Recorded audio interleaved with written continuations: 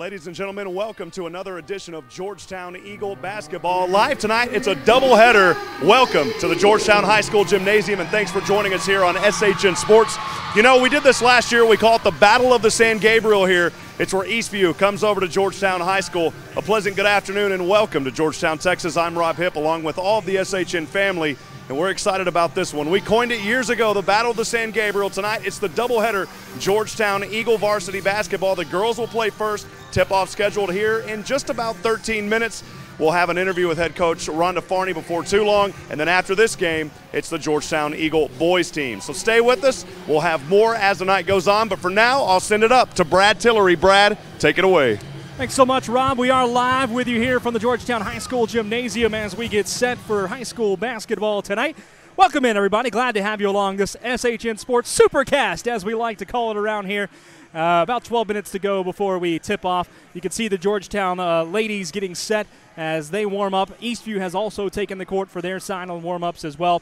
Both of these teams coming in undefeated right now in district play.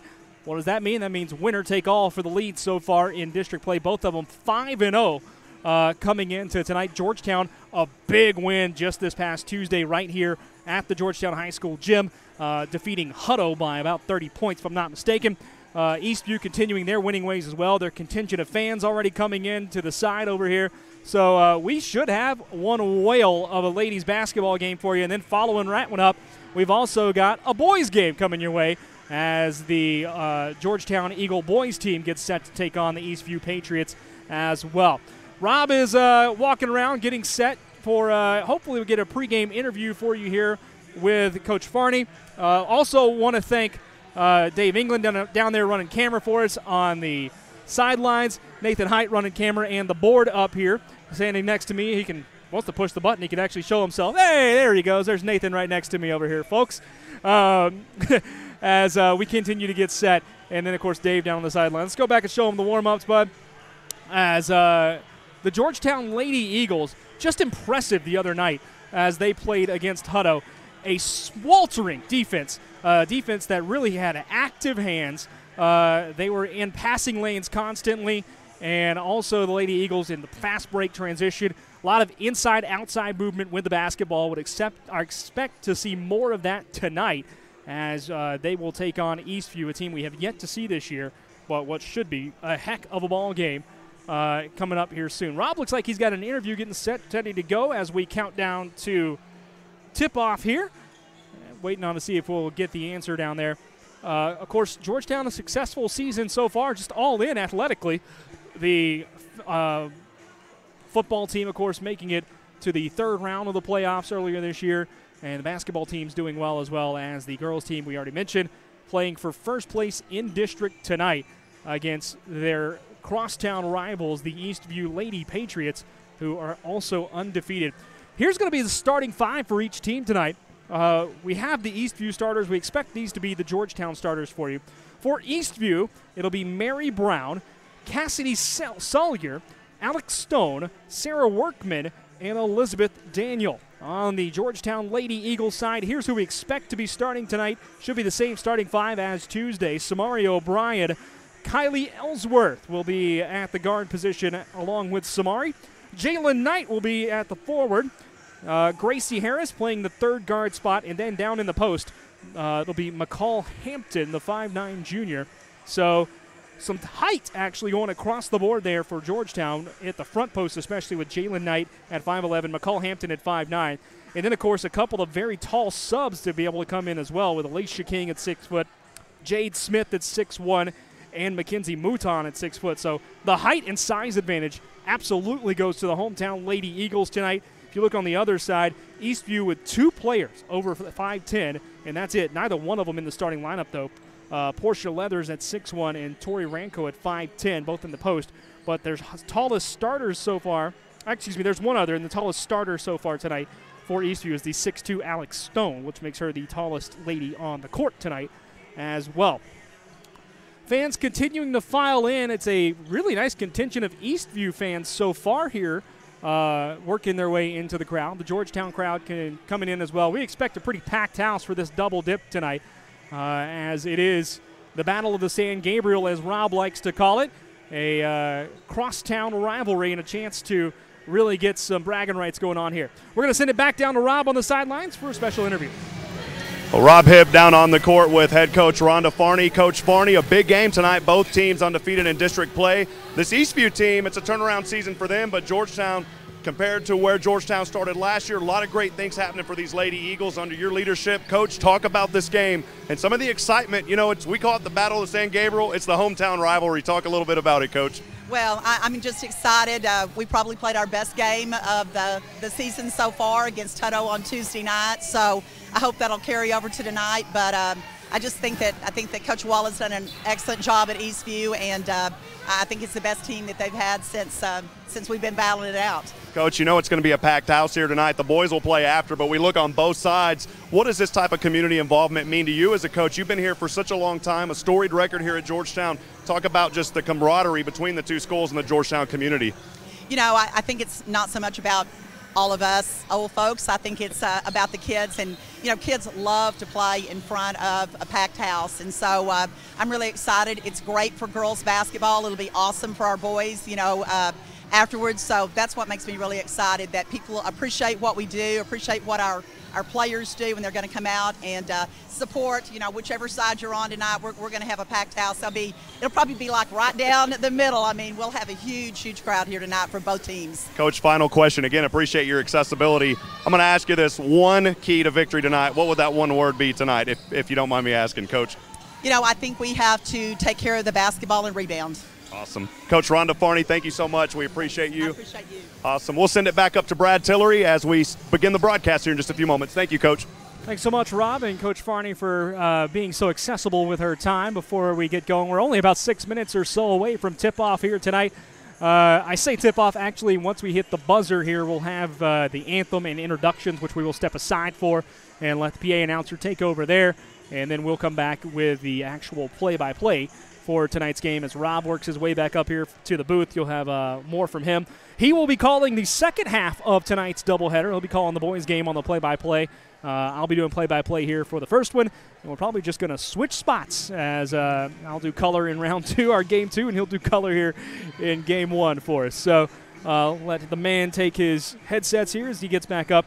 But a game that really we're just really excited about tonight, not only because always fun to call high school basketball, but it's a rivalry game for both of these teams playing tonight, the boys and the girls. But for this girls team, especially in this girls game, the first one of our double dip, it's a first-place matchup. You know, winner gets sole possession of first place. Both teams undefeated right now in district play as we bring Rob back into the broadcast. And, Rob, I don't know about you, but I watched Georgetown just a few days ago. Active hands, really good defensively, making transition points. And I think they've got to do more of that tonight to be able to be successful. Well, as you heard, and again, Brad, thanks for having me. And, hey, I want to apologize right off the bat. I've been battling a little bronchitis / whatever's going around Georgetown, and finally feeling a little bit better and not contagious, so I'm out around the public. But, you know. When I wake up sick tomorrow, I'm going to blame you. Well, I'll tell you, man, just from growing up in this community, Brad, and being around so many great leaders, it's just I talked about Coach Farney a while ago. We talk about the stability of staff here at Georgetown, overall success. Georgetown, not just Georgetown High School, I'm talking about the community as a whole, Eastview. This entire community is built on a rally of support, and tonight it's so important to have both sides here in this one gym showing unification as a community in Georgetown. We always appreciate our friends at Eastview. We always appreciate Georgetown. Tonight, a good one. Coach Farney talked about the key to the game. Watching those rebounds tonight, they've got to control the board. I think they do that. They've got a great chance. This is the first time, I believe, we faced Eastview coming in here on an undefeated district season, even though it's early. Yeah, it's early, but there's a lot at stake here in the early going of the district season just because, you know, this is game number 6 of district play, and if whoever takes this game tonight, you kind of get a 1.5 game lead. It's not just a 1 game lead in the district standings. You also get that extra half for winning head-to-head against your arch rival. So it's a big game for both of these teams here. Between Georgetown, the Lady Eagles, and the Lady Patriots, Rob. Well, we are just about to get started here in about 4 minutes. I know a while ago, Brad, I said we'll send it to you to start the broadcast. What I meant was to start tip-off, but we're still about 4 minutes away. We wanted to get started here early. Did want to thank also Nathan Hipp, David England for coming here on such short notice today. You know, I woke up this morning and I said, man, that's the Battle of San Gabriel. We got to bring out the cameras and just do a great job for our Georgetown community, as we always strive to do. Brad, before we get started, I did want to take a quick moment here, as we're about 3.5 minutes. A very somber moment for Georgetown, and I just wanted to take a quick moment of silence on this here in just a few seconds. But 17 years ago, Georgetown, Rachel Cooke went missing here in Georgetown. There was a service held last night on the steps of the courthouse. Miss Cooke was there, as well as the Cooke family. That is a family that's been near and dear to our hearts. And Rachel, of course, we want to bring her home this year. And so, again, there is a $100,000 reward leading up to any information that can help bring Rachel home. But at this time, please join me, Brad, and the rest of our family as we take a quick 10-second moment of silence. Actually, we'll make it 17 seconds in honor of Rachel. We'll step aside, take that quick moment of silence, and we'll be right back after this as we honor Rachel Cooke and her family.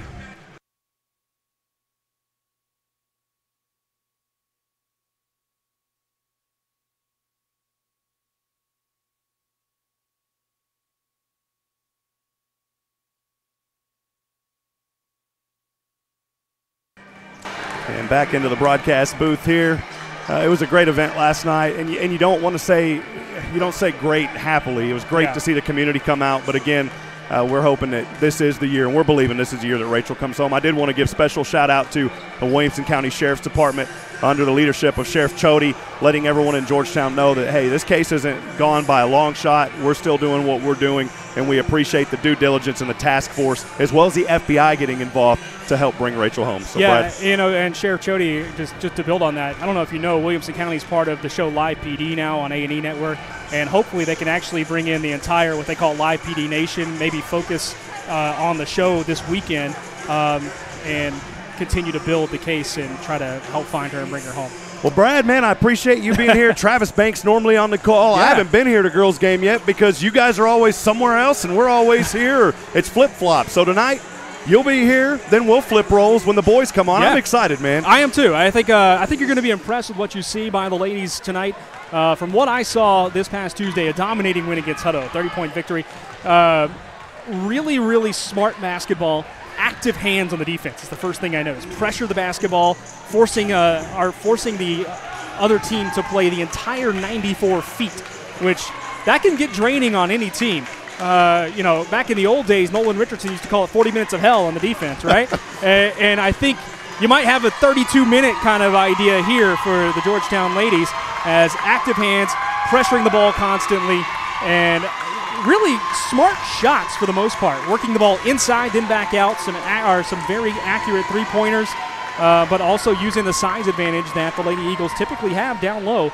And they expect to have mostly tonight, as both teams have now headed to their respective benches. You can hear the crowds yelling, and we're literally, folks, split right down midcourt between the red and black on one side and the blue and white on the other. So this is going to be a fun one tonight. Well, you can see David England down there on the camera, and I just wanted to say this, not giving a shout-out to SHM, but giving a shout-out to the community that's enabling us to be able to do what we do. Georgetown High School has been so great. Of course, I graduated here in 02. I always talk about the community, Brad, but graduating here and just seeing the stability that I talked about earlier, now being able to come back and really invest in these kids through our broadcast, that's what it's all about. And, Brad, I will say this because of the crew and you guys, which I always call the SHN family. We've got something great here. It starts because of the fine folks at Georgetown High School allowing us to be here. But I'm going to say this. I don't think that you're going to find any comprehensive coverage like what you're seeing tonight anywhere in Central Texas, and we're proud for that. Not at all, folks. And if anybody out there wants to be involved with these broadcasts, sponsorship-wise, just make sure you give us a call. Tweet us at SHN Sports. Check out with Rob. Our email, the website, of course, shnsports.com. Feel free, reach out. We'd love to have you on. We'll make sure you get the right kind of sponsorship and that you are represented well on these broadcasts. Well, normally a lot of these broadcasts we'll talk over the starting lineup, do it ourselves, but tonight, since David's here with the camera, we'll send it down to the PA, Curtis Parker. Stay with us. Lady Eagle basketball continues.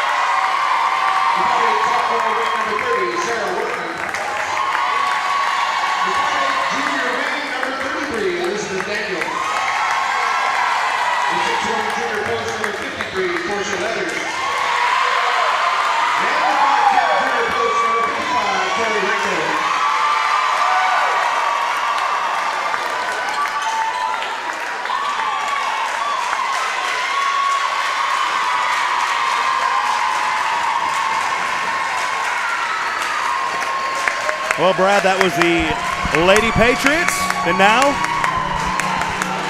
as Sirius starts to play, if you know the song from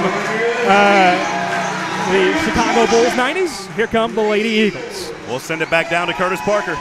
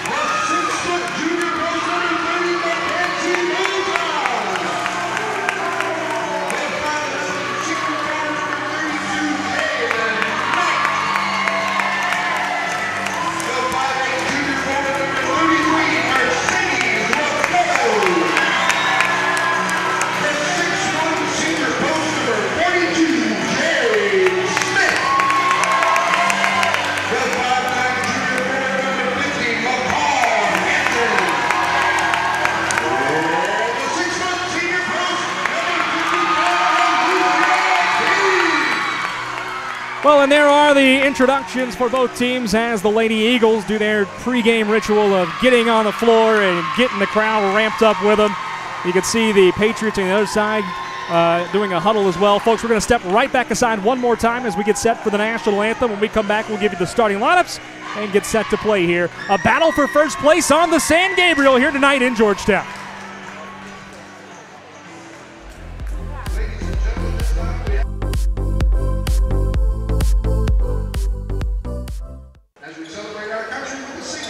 Of our national anthem. Oh, say, can you see by the dawn's early light what so proudly we hailed at the twilight's last gleaming, whose broad stripes and bright stars through the perilous fight o'er the ramparts we watched were so gallantly streaming, and the rocket's red glare, the bombs bursting in air, gave proof through the night that our flag was still there.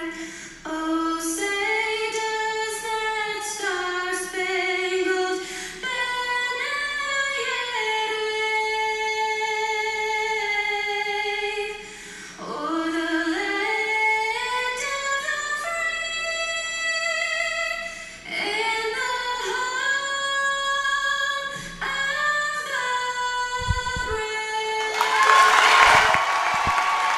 The anthem is done, the introductions have happened, and we are set for basketball. A first place battle between the Georgetown Lady Eagles and the Eastview Lady Patriots here tonight. Brad Tillery along with Rob Hipp up here in the booth with you as we get set for this first place matchup. And here are your starting lineups between these two district undefeated teams. For the Eastview Lady Patriots, starting at guard, it'll be Mary Brown. Also at guard, number 20, Cassidy Sawyer. In the post, number 23, Alex Stone. Also on the wing and in the post, it'll be Sarah Workman kind of playing that flex position, wearing number 30. And then another flex position, a flex guard, Elizabeth Daniel, wearing the number 33. For the Georgetown Lady Eagles, it'll look like this. The senior, number 22, Samari O'Brien, playing guard.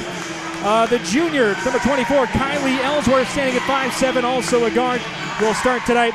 Number 25, Gracie Harris, the sophomore 5'6" guard in his 3-2 offense. The Jalen Knight, wearing number 32, the 5'11" forward, a senior, and then also McCall Hampton, 5'9" junior, playing forward as well down in the post. And those are your starting lineups. It'll be Hampton taking the tip for Georgetown, as it'll be Alex Stone doing it for Eastview. Tip away, Eastview comes away with it. We're underway in this battle for first place tonight. Mary Brown with the basketball, pushes it out to the right side. Cassidy Sawyer to her left, back to the top, setting up the offense. Georgetown with those active hands knocks it away. Out of bounds on Kylie Ellsworth. It will stay with Eastview, but already you see the active defense that Georgetown likes to come out with. Yeah, great effort by Ellsworth early on. We've seen her mature throughout the years here at Georgetown, Brad. Cassidy Sawyer getting double teamed, moving back to her left, and it is stolen, going back the other way for Georgetown. Kylie Ellsworth with a layup, could not finish it off. Ball will be off of Georgetown, and possession goes to Eastview.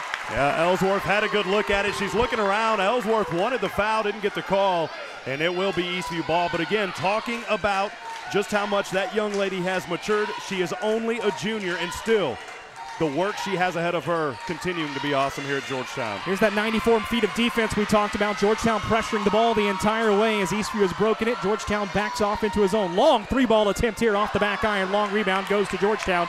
Ellsworth pushing the other way. She's got numbers if she wants them. Instead, she'll take it herself. Shot goes a little tough off the backboard.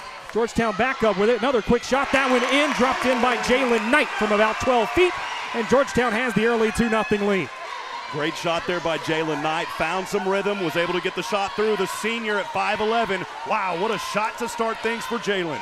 Cassidy Sawyer taken to the right side. Now Mary Brown with basketball, looking to go inside. Doesn't really, the post player didn't see it, and it's stolen away by McCall Hampton. Now coming up the other way for Georgetown, Gracie Harris dropped off to the baseline. Another quick shot, that's off the side of the backboard from Jalen Knight and rebounded by Eastview. Yeah, Jalen just too far behind the board on that one, Brad. Had a good look, but just wouldn't fall for it from that angle. Quick three ball here from Eastview is too long. Georgetown taps it to keep it alive. And now Georgetown with a 3-on-2 rush if they want it. With the basketball at the line, Kylie Ellsworth passes it over to Knight. Back to the wing to Gracie Harris. This to Hampton. Back to the top.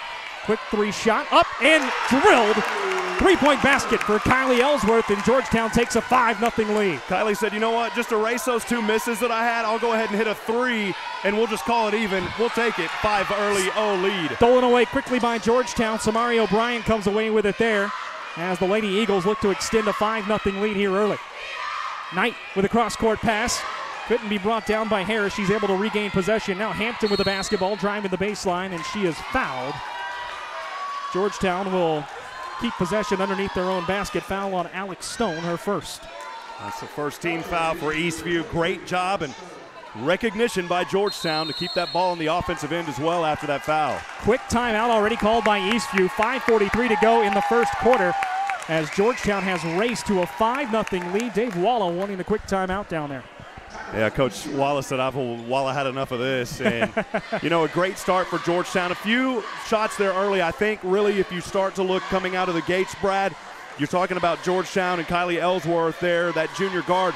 Maybe tried to force those two early shots. Yep. She slowed down, found the one from the perimeter there, from the wing, hit that three. Georgetown looking good early with that 5-0 lead. And you already see Georgetown, when they get into their offense out of the fast break, what they love to do, the Lady Eagles, work the ball in, then find that cross-court pass or the shot back outside. They will go inside out pretty much all night long if given the opportunity. It will be Lady Eagle basketball as we resume after the first time out of the ball game. Samari O'Brien to inbound it for Georgetown. She has that one stolen away by Mary Brown, but it's taken back by Georgetown quickly. That is Jalen Knight with the ball, now kicked out to the three-point line.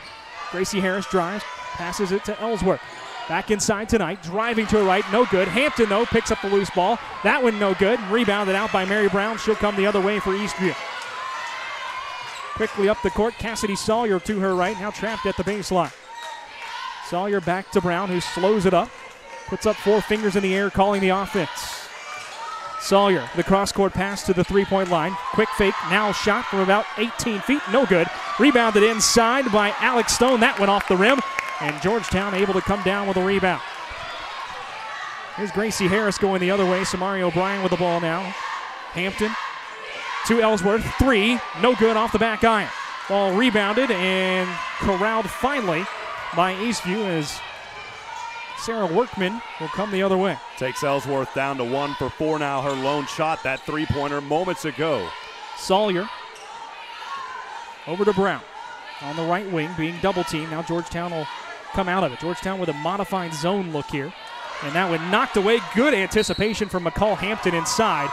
However, it will be officially off of Samari O'Brien, and Eastview with the basketball inbounding from in front of the Georgetown bench. It's one of those we wish we had the SHN replay cam going down there tonight, but we'll bring that to basketball soon enough, Brad. Georgetown bringing in the trees. Jade Smith standing at 6'1", and Mackenzie Mouton at 6 foot coming into play. And this is, I thought, the substitution that really opened up the game early for Georgetown against Hutto on Tuesday night. Mary Brown, cross-court pass to the corner. Georgetown active on defense, double-teaming everywhere they can.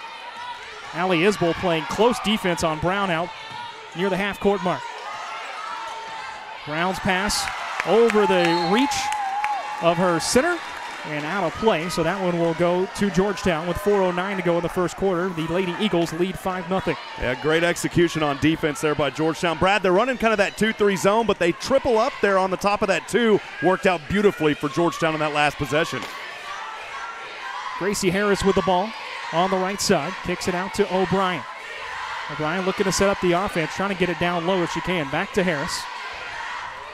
Harris driving with a left hand, ball knocked away, but O'Brien able to get it to Mouton. Out to the side to Ellsworth. Now that's up by Harris. No good off the back iron. Rebounded out by Alex Stone for the Patriots. First shot attempt tonight on Georgetown's side for Gracie Harris, and just couldn't find it on that 3. Mary Brown over the cross-court pass to Cassidy Sawyer. It's out of her reach, and Georgetown with the basketball. So this defense for Georgetown, the pressure that they keep putting on, causing all kinds of problem for Eastview early.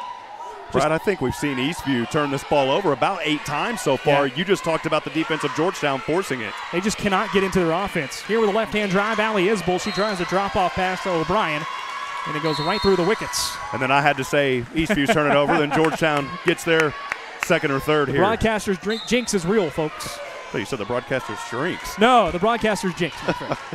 I'm on diet sodas and sugar-free power. I've dropped 15 my pounds. man's down some weight over here as Eastview with picking out the pass. That's knocked away into the backcourt by Gracie Harris. Not a backcourt violation because the ball was pushed by the Georgetown defender. Mary Brown to her left, passes it off to Sarah Workman. Cross-court pass, inside driving Lily Brown. She'll kick it back out. That is Cassidy Sawyer with a left-hand shot, no good. Georgetown out with a rebound. Haley Smith pulls it down. Brad, both teams now going cold from the perimeter. Georgetown has the 5-0 lead, but they haven't made a shot their last 4 possessions. On the drive there, Allie Isbell. She's fouled, going up for 2. And Georgetown will head to the line for the first time tonight with 2:28 to go in the first quarter. Well, first personal, first team foul for Eastview. Pretty good free throw shooter here for Allie Isbell, the 5'6" senior guard. Her leadership as well. You know, just a couple of years ago, this was a team that didn't have any starters on seniors for the first time, Brad, in 40 years. And now you're getting that senior leadership back in, and you're starting to see much improvement this season. We knew it was going to happen. They still had a good run even when they didn't have the senior leadership. This is the type of team that you'll see under head coach Rhonda Farney. Isbell's first one good, nothing but net as she gets set up for shot number 2. Also good, and Georgetown extends the lead to 7-0. Eastview still going to figure out a way to break this press from Georgetown. Jade Smith really pressuring the ball. That one knocked away by Mouton. Georgetown continuing to force Eastview to earn every inch of the court that they're getting right now. And Mackenzie used all 6 feet of her frame, plus that wingspan to knock that ball out of bounds. Great defense by Mackenzie. Mouton pressuring the ball on the perimeter. Cross-court pass here. Baseline shot on the way. and no good. Rebounded, though, getting her own rebound. Sarah Workman, she'll try to pass it back out to the wing, and it's out of the reach of Cassidy Sawyer. Georgetown again with a basketball. Oh, Brad, Jade Smith was about to just jade that player the way she jumped up. What a great job on the defensive end, saying, you're not going to shoot a shot like that and make it over me in my house. Does just enough to alter a shot. It doesn't have to always be blocks.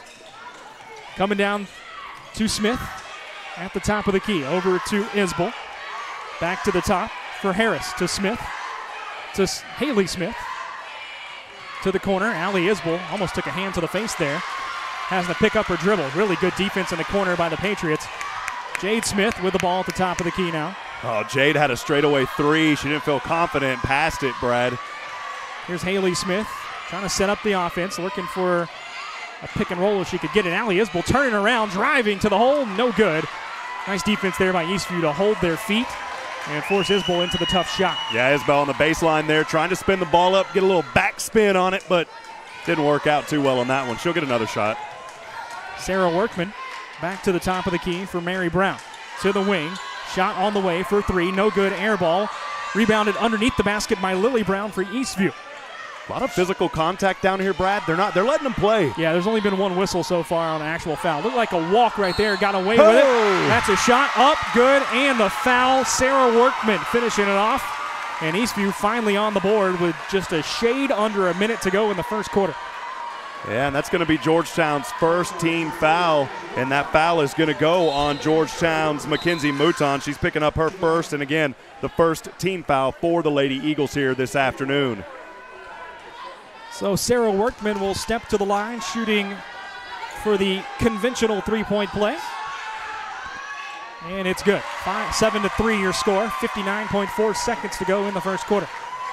Brad, this Eastview team, you got to be careful. They're undefeated in district. You know that they're going to make a run if Georgetown has got to continue to force the turnovers, which they've done great, and they've also done a great job on the defensive end. They cannot let Eastview get any niches into this one early. Kylie Sanders checked into the game for Georgetown. Here she is with the basketball. Passing it over. That ball intercepted by Eastview. And now taken right back by Georgetown. Good active hands from Jade Smith to reach down with the long arms and knock that one back into the Georgetown possession. It's the second time we've seen her on the defensive end doing some great things. Continuing it now, Brad. Here's Sander driving to the baseline. Now spins it back out to Smith from the free throw line. No good. Little too strong. Rebounded out. And now a foul called as the rake came kind of across the arms of Portia Leathers. Foul goes against Jade Smith, her first. And Eastview has a chance with 27 seconds to go to hold it for the last shot of the quarter if they so choose. Two team fouls now for the Lady Eagles. And, man, the Eastview crowd was giving it there. They enjoyed that foul being called. As they should. There's another bump, and we're just letting them play through it here, Brad. Mary Brown. Bounce pass over to the near side. Driving with the right hand, Sarah Workman. Back to Brown on the wing. Now looking to find some space in the post. She could not do so. Mouton fell down, able to get back up. Quick shot there, in and out. Actually almost went down. And here is Georgetown, but that will end the first quarter of play. So your score after 8 minutes, the Georgetown Lady Eagles in a bit of a disjointed start to this game for both teams. They lead it by a score of 7-3. Well, of course, we're up here high in the Eagles' nest, as we call it here at Georgetown High School Gymnasium. And, man, looking down just right on top of the team, Knight has came through several times. We saw it again right there at the end. I'm surprised that there wasn't maybe a little bit of an offensive foul. She was set there, Brad, just outside the paint. Got a bump, no call. Yeah. You're not going to bring her down easily, but that's the third defensive stop she's had for the Eagles. Great job. All that contact in the first quarter, we only saw 3 fouls actually called. The rest of the whistles were just chains of possessions or ball going out of bounds. So the officials seem to be letting the ladies play and decide first place on their own tonight versus getting too involved here early. Well, you can see down there on your video screen, head coach Rhonda Farney talking things over in the huddle with her team. Eastview as well, and Coach Walla. They've got to find some rhythm here. Trailing 7-3. This is an Eastview and a Georgetown team, undefeated, both coming in here in district play. And, you know, the cool thing is in football with the realignment, we don't have the Battle of the San Gabriel anymore. But that stands here in this district with basketball, so it's exciting to still have that rivalry. You can't control what happens in the UIL. Definitely not criticizing because it's based on numbers, but it's still good to have Eastview in a district in at least one sport here in Georgetown. Absolutely. So here is Georgetown with the basketball. Gracie Harris going to the left wing. Skip pass across the court to Kylie Ellsworth. Ellsworth being double teamed. Quick shot to the corner. Samari O'Brien for three, a little bit short. She was able to try to save it. Thought she was going to have it for a second. Instead, it spun off her hand. And Eastview with the basketball. Yeah, Samari there had an opportunity from that three. Georgetown, putting up quite a few. We'll have the first half stats and more, but they've taken quite a few three-point shots here in this ball game early, Brad. Lady Eagles made 5 of them the other night. Dribbling into the double team there was Mary Brown, and that forced the turnover, coming away with it. McCall Hampton back up the court goes the Lady Eagles. Kylie Ellsworth over to Gracie Harris. Driving, Hampton with the left hand, and she is fouled going up for the shot. Foul against Portia Leathers. Should be her first, and Hampton will head to the line. McCall, an aggressive move again down in the baseline, trying to go off the left side of that glass.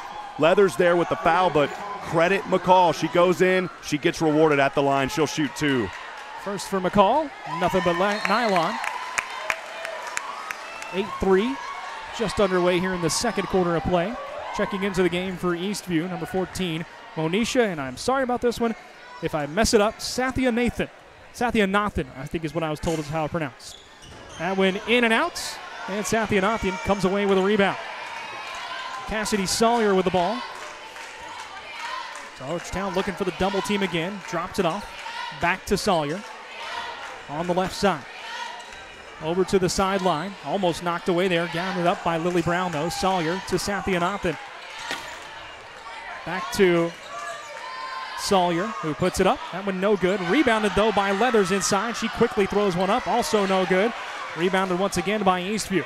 With the basketball, up with the shot, Lily Brown, no good off the front iron. Georgetown finally comes away with one. Back the other way quickly, Gracie Harris on the breakout. Her layup, no good, but a foul called inside against Lily Brown. Wow, the speed by Harris, Brad, on the opposite end. I turn around 2 seconds later, she's down there getting fouled. Harris will go to the line shooting 2. Now we're seeing some of that aggression paying off and getting the foul calls. Those weren't being called in that first period of action, Brad. Her first one up and good. Yeah, the Lady Eagles, something they love to do is get out on the run. You give them the opportunity, they're going to run, they're going to try to drive the basket and really put pressure on transition defense. Second one, off the side iron, no good. Sathya Nathan with the rebound. Being pressured in the backcourt by Jalen Knight. And now Eastview able to break the press and set up their offense. Here's Cassidy Sawyer. Georgetown defending the ball 30 feet away. You don't see that too often. Playing that kind of a matchup zone almost is what they're playing. Ball goes inside. Leathers takes it away. That is no good, and we're going to have to call timeout as Gracie Harris took a hard fall going for a steal a second ago. Comes up grabbing her face, and we'll hope the young lady's okay. Yeah, that's one of those tough ones, Brad. I never played any really league basketball, or I'd say, school basketball. Yeah. I did play some league ball. I didn't get into it till I was in the 11. Luckily, she's going to be okay there. But you heard the fall, and Brad, what happens is you fall on your orbital. That is not a healthy or a very, I don't want to say healthy, but nothing's healthy when you get injured, but that's not a part of your body, especially your head, that you want to fall on. I've cracked my orbital. It's not fun. I will tell you a story about an orbital bone later in a baseball brawl that I called back in the minors one time. It's a tongue twister word, too. Orbital. Here's Kylie Ellsworth inside to Hampton. No good. Hampton grabs her own rebound, tries to pass it back out, and that one will go the other way as it split her two offensive teammates. The 5'9" junior McCall Hampton, she is battling down there tonight inside the paint. She's going to head over to the bench and get a breather. What a great run for her so far, though, Brad. Mackenzie Mouton going to check in for her. She's 0 for 2, but she's 1 for 2 from free throws, but really her efforts have been there on the boards, as Coach Barney talked about. And Brad, yet again, here's that double team forcing things. Just 45 feet, and that is going to be a backcourt. And, whoa. I don't know that I agree with that one, although it will be in Georgetown's favor. I thought that ball got deflected going back the other way, to be honest with you. And all the Eastview fans did, and Coach Walla, he is not happy over there in front of that Eastview bench. He says, wait a minute, man, I thought, and Brad, we'll leave it up to the officials. That's why we just called the game. Kylie Sander has that one intercepted, and now a foul called. That one will go against Samari O'Brien as Sarah Workman came up with the basketball for Eastview. Samari picking up her first personal, Georgetown's third team foul. Of course, you got to get into 7 before you get into the bonus here on a 1-and-1 opportunity. Overall, a well-played game so far as that goes, but they're not getting a lot of the calls. 5:35 to go in the second quarter rather. And another foul call, this one on the sideline. I think that one went against Allie Isbell. Isbell picking up her first. Yep. Timeout be called by Eastview. Their second one already they've called here in the first half. 9-3 your score with 5 minutes, 36 seconds to go in the second quarter tonight here in Georgetown. Folks, still coming in, by the way. We're not completely full just yet, as the boys team will play after this one. We'll have that broadcast as well, as my man Rob Hipp will be on the play-by-play for that one. And we got some cheers for Georgetown going down there as well on the court.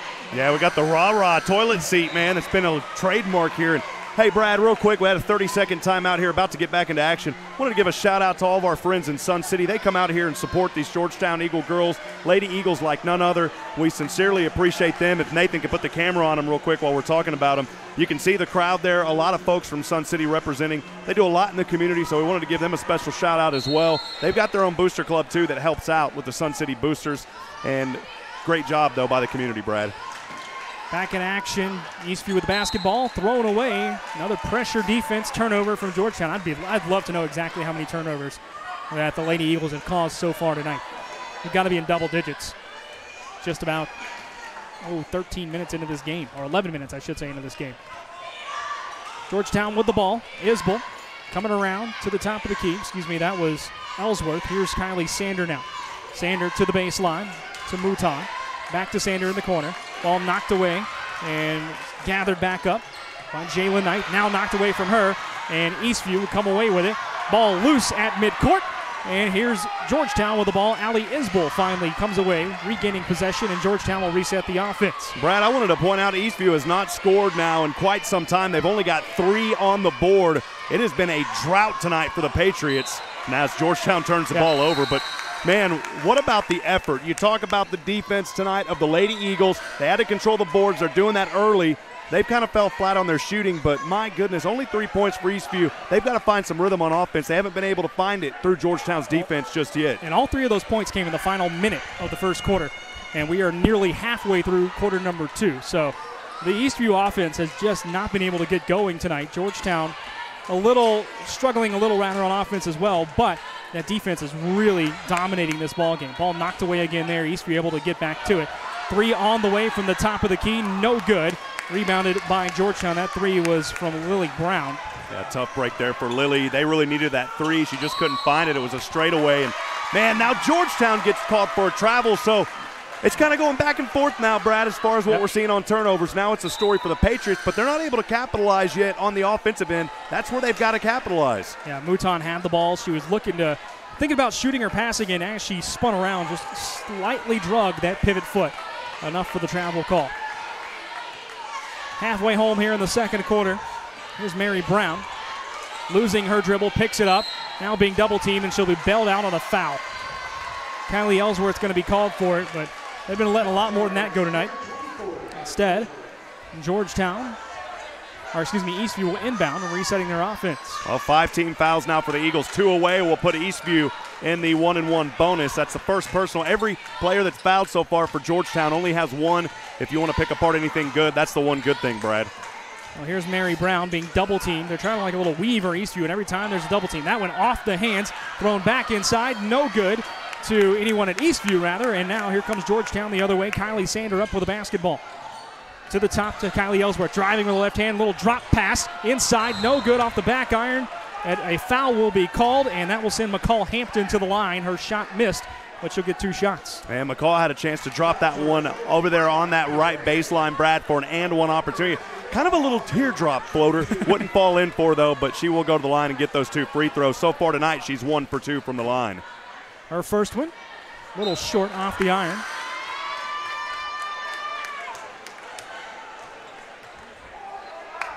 Second shot on the way. 3 minutes, 41 seconds to go here in the second quarter. Well, Georgetown's only scored 2 points here in this second. Yeah, it's unbelievable. And they can make it 3. Their second one up and good. And for the first time, we have a team in double digits. 10-3. Georgetown up by a touchdown.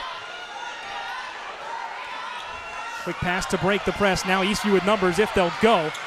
Little Euro step in. That is laid in by Janice Williams. Good move by her. Starting to her right, back to the left. Well, the first points for Eastview at the 3:25 mark here in the second period. Three ball, no good. Little long from Georgetown's Haley Smith. Rebounded out by Eastview. And a foul called against Allie Isbell. Should be her second. And she'll be subbed out of the game here for Gracie Harris. Yeah, Allie picking up her second, Brad. 16 fouls. One more. Eastview's going to shoot the rest of this 3:17. Georgetown's got to be careful now on the defensive end. I said Gracie Harris. Samari O'Brien actually checked into the game. Kylie Ellsworth checked out, and Harris checked in for her. Double team here. Oh, and that's a backcourt violation. The foot was across the line. The referee saw it as the double team forced Mary Brown to pick up the ball, and she lost track of where her feet were. And actually one of her feet, her left one, went all the way across the half-court line, and a backcourt violation call. Good defense from Georgetown. Well, it's been back and forth. Now they're starting to get a little bit back on it. They've got to capitalize. Just what I said for Eastview earlier. Georgetown's got to capitalize on these turnovers and pull away here. It's only a 10-5 game. Samari O'Brien back out, setting up the offense to Haley Smith. Drops it off to Sander. Here's Hampton. McCall Hampton back out to Knight. Knight hands it off to Kylie Sander. Sander to the left wing, and Samari O'Brien. Little drop pass into Knight from just inside the free throw line. No good, and a good box out inside from Georgetown. We got a tie up inside, and the possession arrow does belong to Eastview, but the Eastview fans are none too happy. They thought that was just a foul. Yeah, David, I don't know if you can throw those Eastview fans down the road, man. They are not happy on that one. We'll get them next time, but I don't blame them. McCall Hampton subbing out. Coming in for her again is Mackenzie Mouton. 2:31 to go now in the second quarter. I do not want to be an official, Brad. No, not at all. Eastview trying to break the press. They're able to do so. Back out to the wing to Mary Brown. Has her pass knocked away, but it's brought back down by Sarah Workman, and a foul called inside as she was driving, going up for the shot. And she'll have two from the free throw line. Samari O'Brien called for her second foul tonight. Yeah, and now it's the 1-and-1. We talk about the bonus opportunity. So on the front end of a 1-and-1 will be Eastview now with the chance. Sarah Workman at the line. Her team trailing 10-5. 2:15 to go here in the second period of action. Workman bounces it 5 times. Her first one, no good, but she'll have one more. They did call that a shooting foul. Checking in for Eastview, number 33, Elizabeth Daniel. In for Lily Brown. And as Workman's second is good. Rattles home, 10-6 your score now. Here comes Kylie Sander the other way for Georgetown. To Knight. Knight driving in, steps past the defender, lays it in. Beautiful job there by Jalen Knight with her right hand back over to the left. And a left-hand layup, 12-6 your score. Georgetown leads. 4 points now for Jalen Knight on the evening. Brad, though, a blocking foul call down here on Georgetown. And my goodness, that's going to be a big one because that's the third personal foul now for Georgetown, Samari O'Brien. Samari O'Brien, a starter for Georgetown now with 3 fouls against her. Got called on a block. Thought they might have called a player control foul at first. Janice Williams will head to the line for Eastview on a 1-and-1 opportunity. O'Brien checking out, and Maya Perry will come into the game for her. 1:55 to go, and Georgetown holding on to that 6-point advantage. Been a slow scoring affair here, Brad. First one up and good from Janice Williams, and she will have one more on the back end of a 1-and-1. 12-7 your score now. Williams' second shot rattles out, rebounded by Mouton. Jalen Knight drops it off to Kylie Sander, bringing it the other way, running the point. To Knight at the top. Over to Haley Smith. Smith to her right at the top of the key. Tries a wild little pass looking for Jalen Knight, who was open down low, but her feet weren't really under her with Smith, and instead, that's out of bounds, and Eastview will take over with 1:40 to go in the quarter. She got confused. She thought that Jalen was 6'11", not 5'11". That's about how much more she needed to come down on that to complete that pass. Here's Sarah Workman for Eastview. Mary Brown with the ball to Workman. As they continue to try to break the press. Workman steps through. Brown in the front court. Looking inside. She's got a couple of players, and that one's just thrown away Janice Williams had it go off of her hands, but I believe it was Elizabeth Daniel who actually had the errant pass. Kylie Sander looking to the bench for the play call to Jalen Knight. Here's Maya Perry. Perry to the right corner. Shot up and away from Ellsworth, no good. Rebounded by Mouton, laid right back up and in. Georgetown back up by 7, 14-7 your score. Mackenzie's first shot of the night, it's good. She's got 2 points, and more importantly, the Eagles stretch it back to 7, 14-7. Foul call on a reach-in. Jalen Knight having that one go against her, kind of grabbed the left hand of Mary Brown, and Brown will have a 1-and-1 opportunity at the line. Jalen picking up her first personal. And Brad, you just said it, a 1-and-1. That's the 19th foul now for Georgetown. One more, and the Patriots will be shooting 2. They've got a chance to pull this back. It's 14-7 right now. Just a very low-scoring affair here. Georgetown, though, they've already met their first period numbers, and Eastview has also put up more than they did in the first. It was 7-3 after 1. 14-7 your score, 51 seconds to go. The front end of the 1-and-1 rattles out. Georgetown comes away with it with the basketball. Loose ball still being fought over, and a push against Maya Perry. That will go against number 33 for Eastview, Elizabeth Daniel, and now Georgetown will come the other way and get shots. And Elizabeth kind of laughing about it there, but that is the 7th foul now for Eastview, so a 1-and-1 opportunity the rest of the way here unless they get to 10 for Georgetown. Pretty good free throw shooting for the Eagles. We'll see if they can keep things up here. Perry's first one no good, and that will go to Eastview. Portia Leathers coming down with a rebound. 43 seconds to go in the first half. Brown with a right-hand dribble on the right side. Finds a teammate in the corner. 3-ball on the way, no good. Little long there from Janice Williams. Pulled down by Eastview. Brown with the basketball now. Little drop pass to the baseline. It's swatted away by Jade Smith. Once again, you just got jaded. Wow, Jade Smith. Brad, where did that come from? She flew out of nowhere because that shot was open for Elizabeth Daniel on the baseline. And Smith just kind of came flying out like Batman across the court and pushing that one away. 28 seconds to go in the quarter. Here's Sarah Workman being double teamed, almost dragged her foot, able to get it away to Mary Brown. Brown trying to step through, back inside. That one a wild shot there from Alex Stone, pulled down by Eastview, and a travel called against Elizabeth Daniel. Oh, Brad, I told you I'm recovering. I had the bronchitis.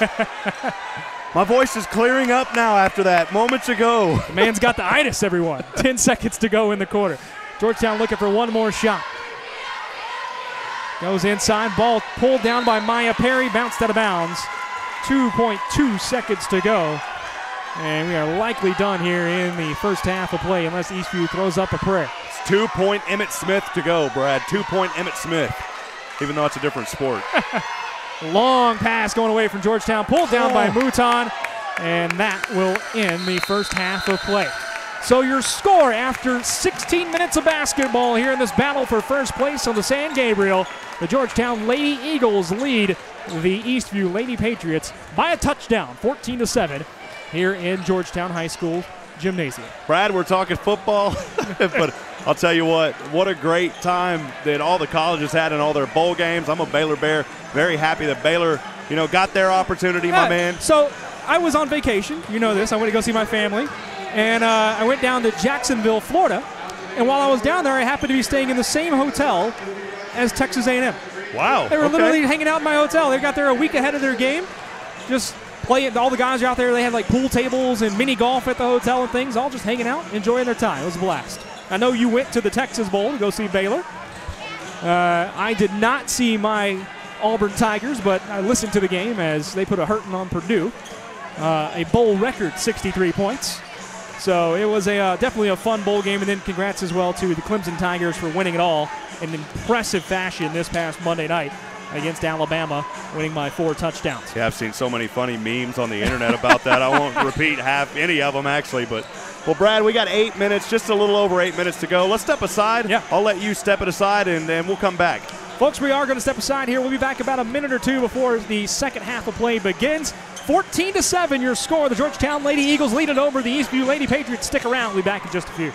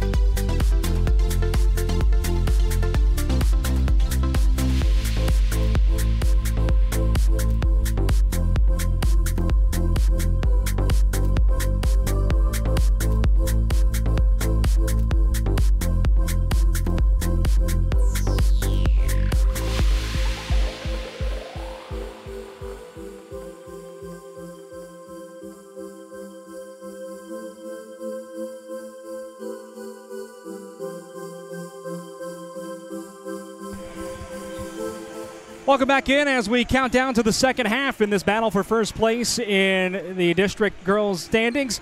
The Eastview Lady Patriots and the Georgetown Lady Eagles going at it. Georgetown leads it by a count of 14-7. Brad Tillery up here with Rob Hipp as we get set for half number 2 of action. And Rob, a defensive first half. Georgetown put up I think 58 or 60 points the other night, and here 14 in the first half, but enough for a 7-point lead as the defense has just dominated so far. Yeah, we go back and look at the score after the first period. Georgetown led 7-3. That was it, just 7 points coming there in the first half. They double that score, 14-7, about 2 minutes to go before we tip things off for the third period of action. Again, both of these teams coming into this gymnasium tonight undefeated in district play. But, Brad, overall it's been a defensive strategy for Georgetown. It's worked out well. There's been a lot of turnovers. Let's be honest, it's been pretty sloppy at times, but Georgetown has managed to control most of those boards. If we go through and look at the stats right now, from the three-point line, Georgetown only 1 for 5. That lone three-pointer coming from Kylie Ellsworth in the first period of action. They finish up in the first half 7 for 18. That's good enough for around 39% or so from just normal field goals out there. They go 5 for 9 from the free throw line. You look at that, it's around 56%. So really not where they want to be from the free throw line. This is historically a Georgetown team that usually shoots pretty well from the line, but tonight struggling at times. We'll go over the scoring real quick. Isbell for Georgetown with 2 points. Kylie Ellsworth with that lone 3. She was 1 for 5 overall. Gracie Harris 0 for 1, but she did have that one free throw, got her 1 point. Mackenzie Mouton with 2 points on her only shot. She went 1 for 1 on that shot earlier in the second. Jalen Knight leading all scorers for Georgetown with only 4. She's 2 for 5.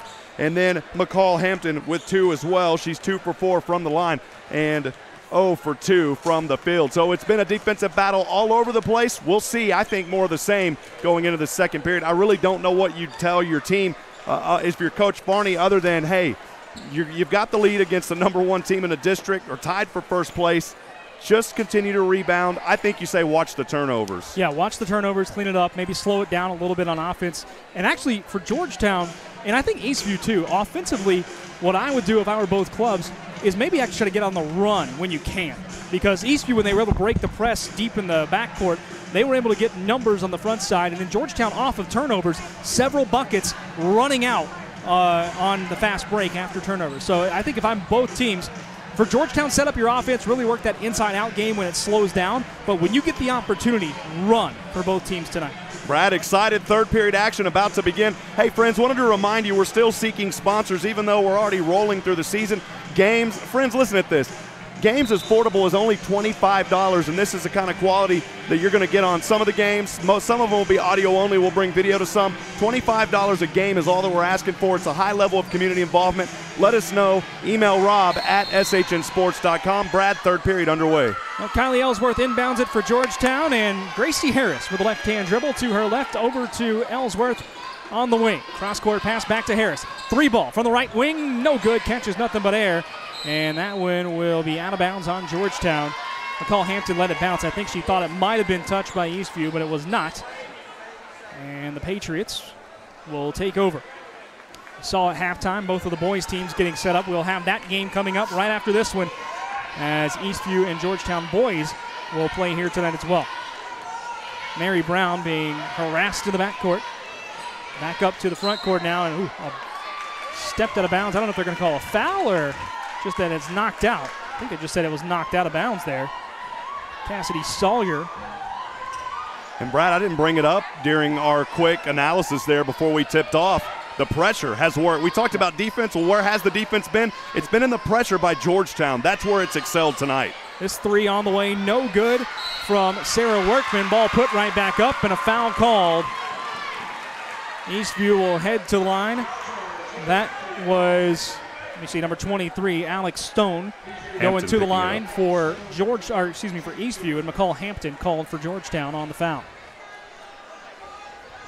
First shot is in for Alex Stone.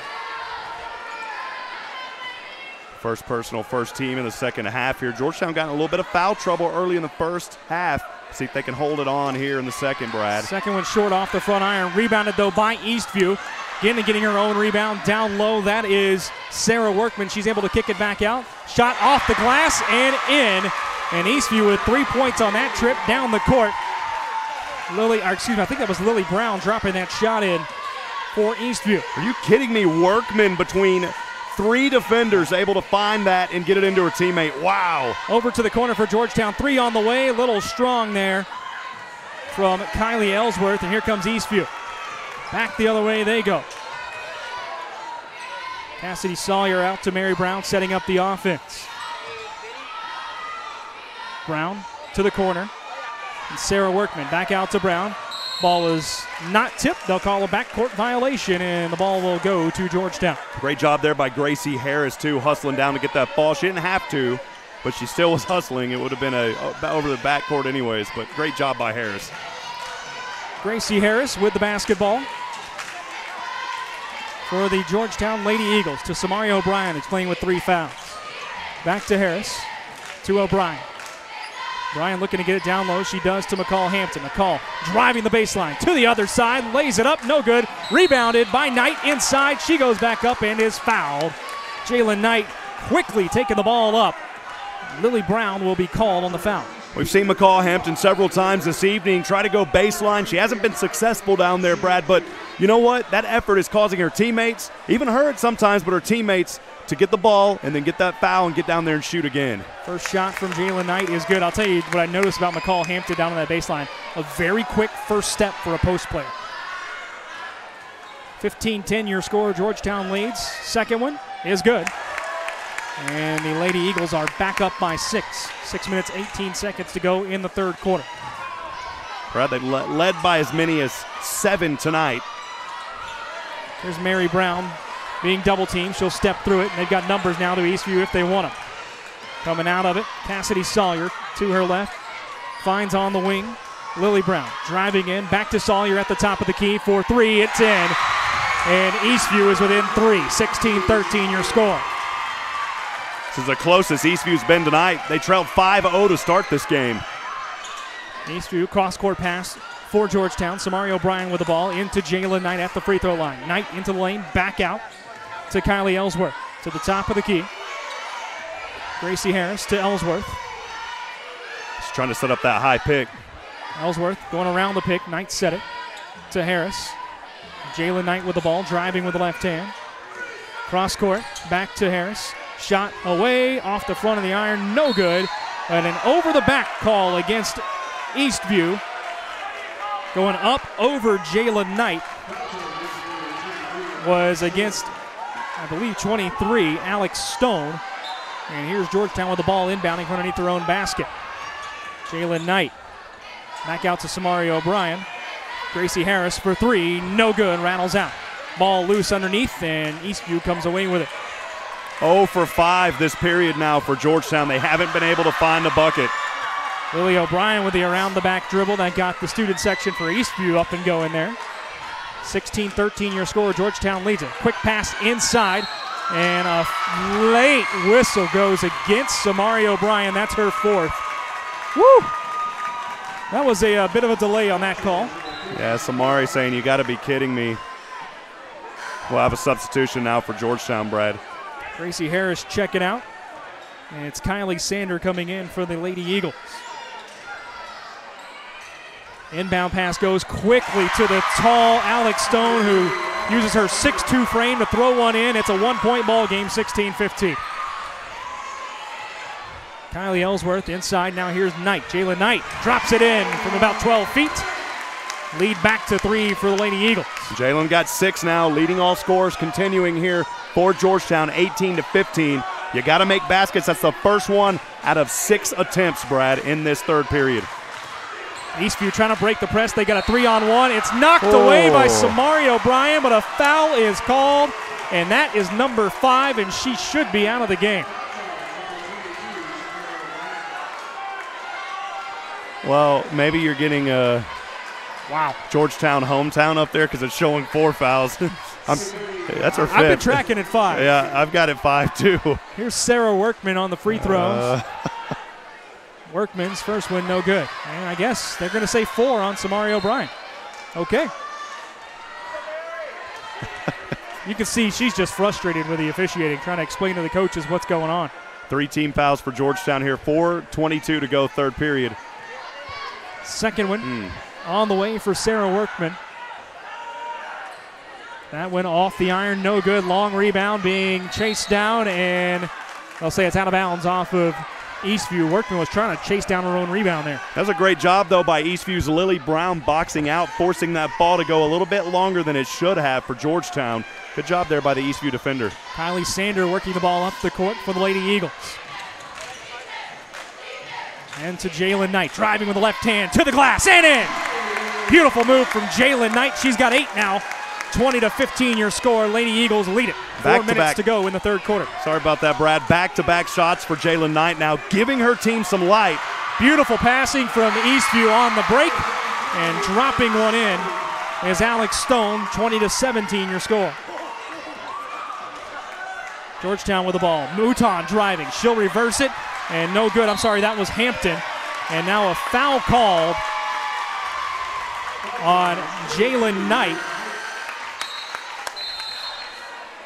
after the shot went up. So Eastview has pulled to within 3. They trailed this thing 14-7 at the half. It's 20-17 Georgetown with 3:42 to go here in the third quarter. 4th team foul for the Eagles now, and picking up that foul, Jalen Knight. She's got 2 personal. Here's Cassidy Sawyer with the ball on the left wing to Mary Brown. Across the way to Janice Williams, back to Brown. Coming out, the post player. Shot on the way for 3, no good. Missing there from Cassidy Sawyer. Long rebound, and it is pulled down, going the other way for Kylie Sanders. She will go coast to coast, off the glass and in. 22-17, Georgetown back with a 5-point lead. Good play by Sawyer to not only get the steal up the long rebound, but just take it all the way to the hole. Another good drop pass on the double team. That one won't go in. Second one, however, does for Alex Stone. 22-19. Sander across the way to Isbell. Isbell inside. That's Mackenzie Mouton. Right-hand dribble from Haley Smith to Sander. She's got room down the lane, and stepping into the lane, a foul called on a block from Alex Stone. She got there just a shade too late. And foul will go against Eastview. The folks in the red and the black are not happy with that one. Yeah, Alex Stone was just saying, are you sure that was on me?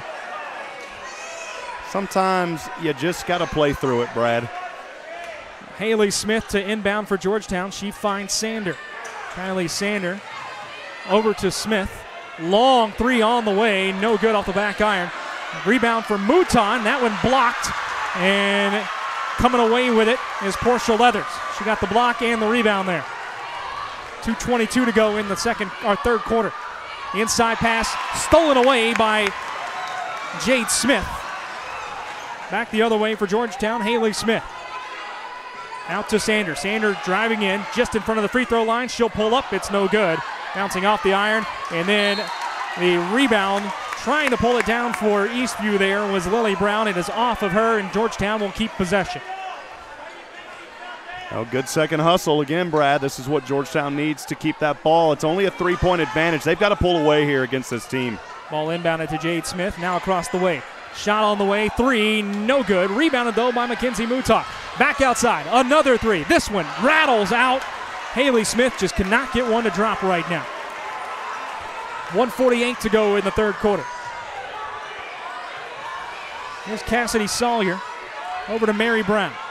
Inside she goes to Lily Brown. Back out to Sawyer for 3, no good. Long rebound corralled out by Sawyer, and a foul called as she goes back inside with a basketball. That should be the 6th foul on Georgetown, I believe, here in the half, or the 5th.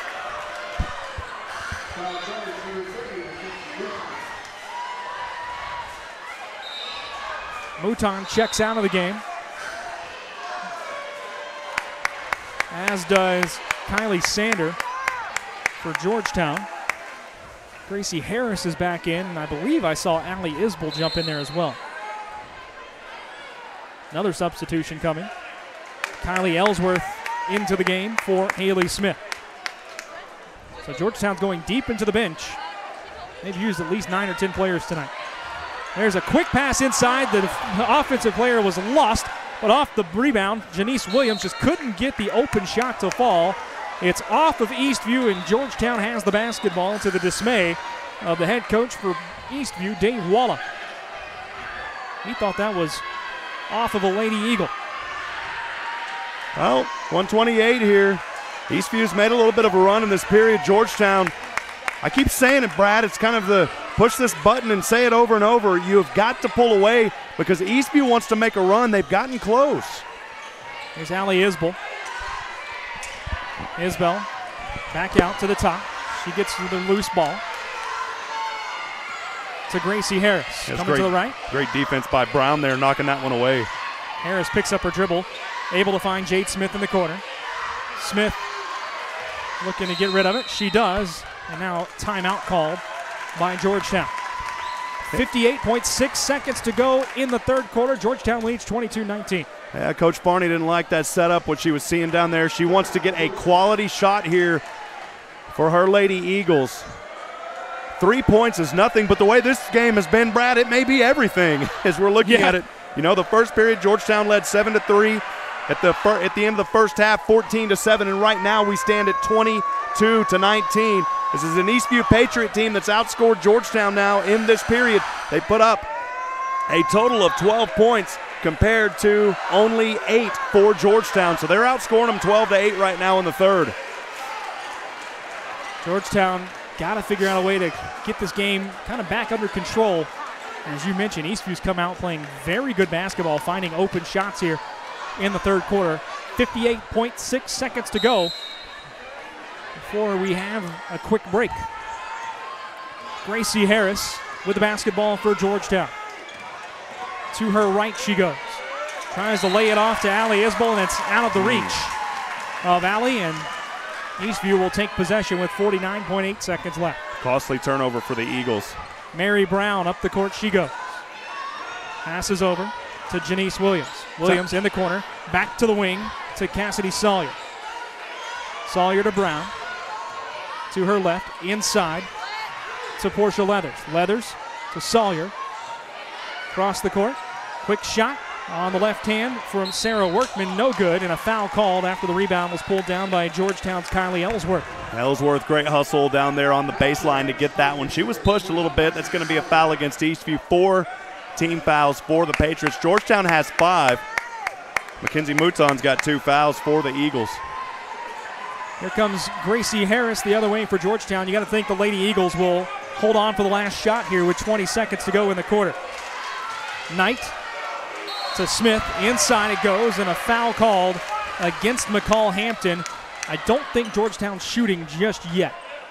Yeah, Portia Leathers there. A little too much of a push on McCall, and great job there by McCall to hold on to it.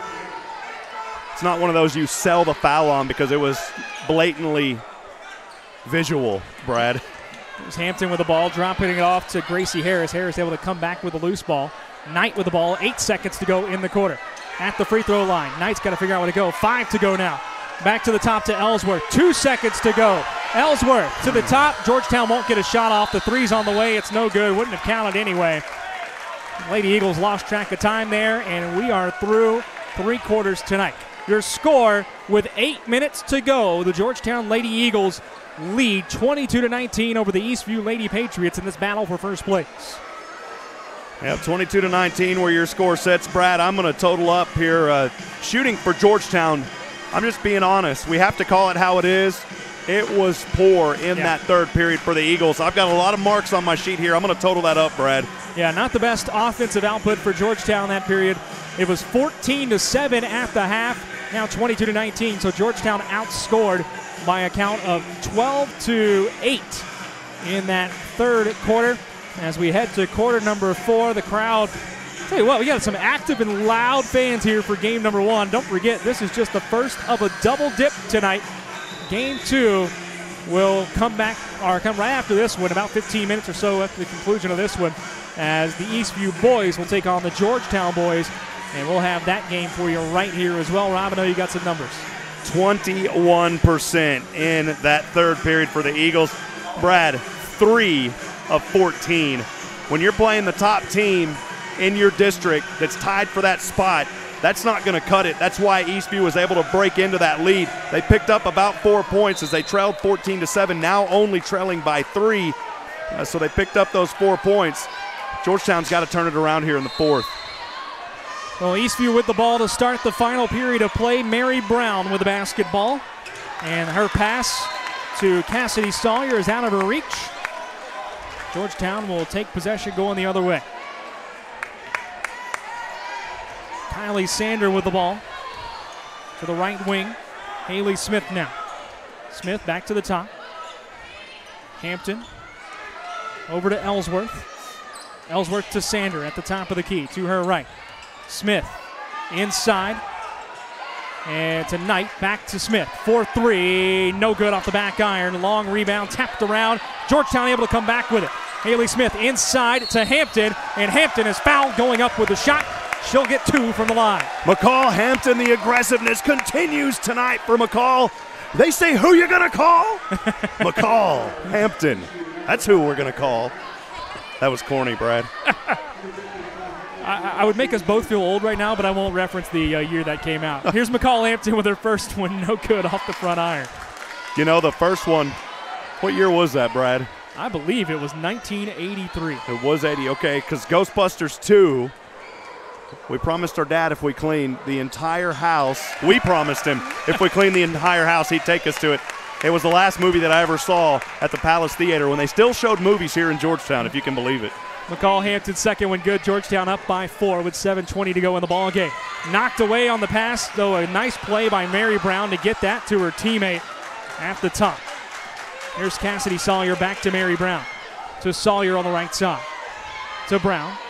Looking to set up the offense. Kylie Sander really pressuring the basketball. Now over to Sawyer in the corner, being double teamed. Drops it off to Sarah Workman. Workman being double teamed. Back to Brown, inside the three-point line, shot up, no good. Rebounded right at the free throw line by McCall Hampton. Loose ball gathered by Knight. Oh, bodies everywhere down there, Brad, no call. Kylie Sander now, over to Jalen Knight, to Ellsworth. Inside to Jalen Knight, on the post, working her way through, back out, 3 on the way, good for Georgetown. Beautiful shot there by Haley Smith, dropping down the dime. 26-19 your score, Georgetown leads. She was 0 for 2 from the three-point line. That one gets her in there 1 for 3. Big-time shot. Driving shot, left hand off the iron, no good for Eastview, and a foul called against Eastview's Lily Brown as Kylie Ellsworth able to force the foul. And Brad, that's a 1-and-1 now. That is a 1-and-1. Hey, what are we doing here? That's 17 fouls, 1-and-1. 1-and-1. He heard us. That's there you go. I think the coaches were down there saying the same thing. Yeah, we're like, you can't just give them a inbound. You got to go 1-and-1 when you're at 7, and they got it right. Sometimes we yell up here. I would say it would echo off the wall, Brad, but these are absorbing walls. 26-19, Georgetown leads by 7. It's the same lead as they had at the half. 6:09 to go in the fourth quarter. Well, Kylie Ellsworth to shoot for 2. Brad, the important note on that now in the bonus was 6:09. That's a lot of time left. Georgetown's going to be shooting the rest of this way. Her first one for Ellsworth drops in. That could have been the dagger for Eastview. I don't want to speak too early, but. Second one also good for Kylie Ellsworth. 9-point lead, largest of the game for Georgetown now. And when I say the dagger, I'm talking about the foul trouble. Eastview with the basketball. Here's Janice Williams. Back to the top. Williams again with the ball outside the three-point line. Going across court pass. Fake shot, now driving the baseline. And a foul called as Lily Brown was able to drive down there, put up a shot. Haley Smith with the call against her. And Brown will head to the line to shoot 2 for Eastview. First personal, 16 fouls. So just as I said about Eastview, Coach Dean in the audience there, you can see him on your screen from Georgetown football. We appreciate Coach Dean. First shot good for Lily Brown. Just as I said, Georgetown getting that benefit of the foul bonus. Eastview 1 more for the Eagles. They'll be down there the rest of the game too. So both these teams, a bit of sloppy play, if you will, from the foul perspective, Brad. Absolutely. And it's been disjointed really the whole game, Rob.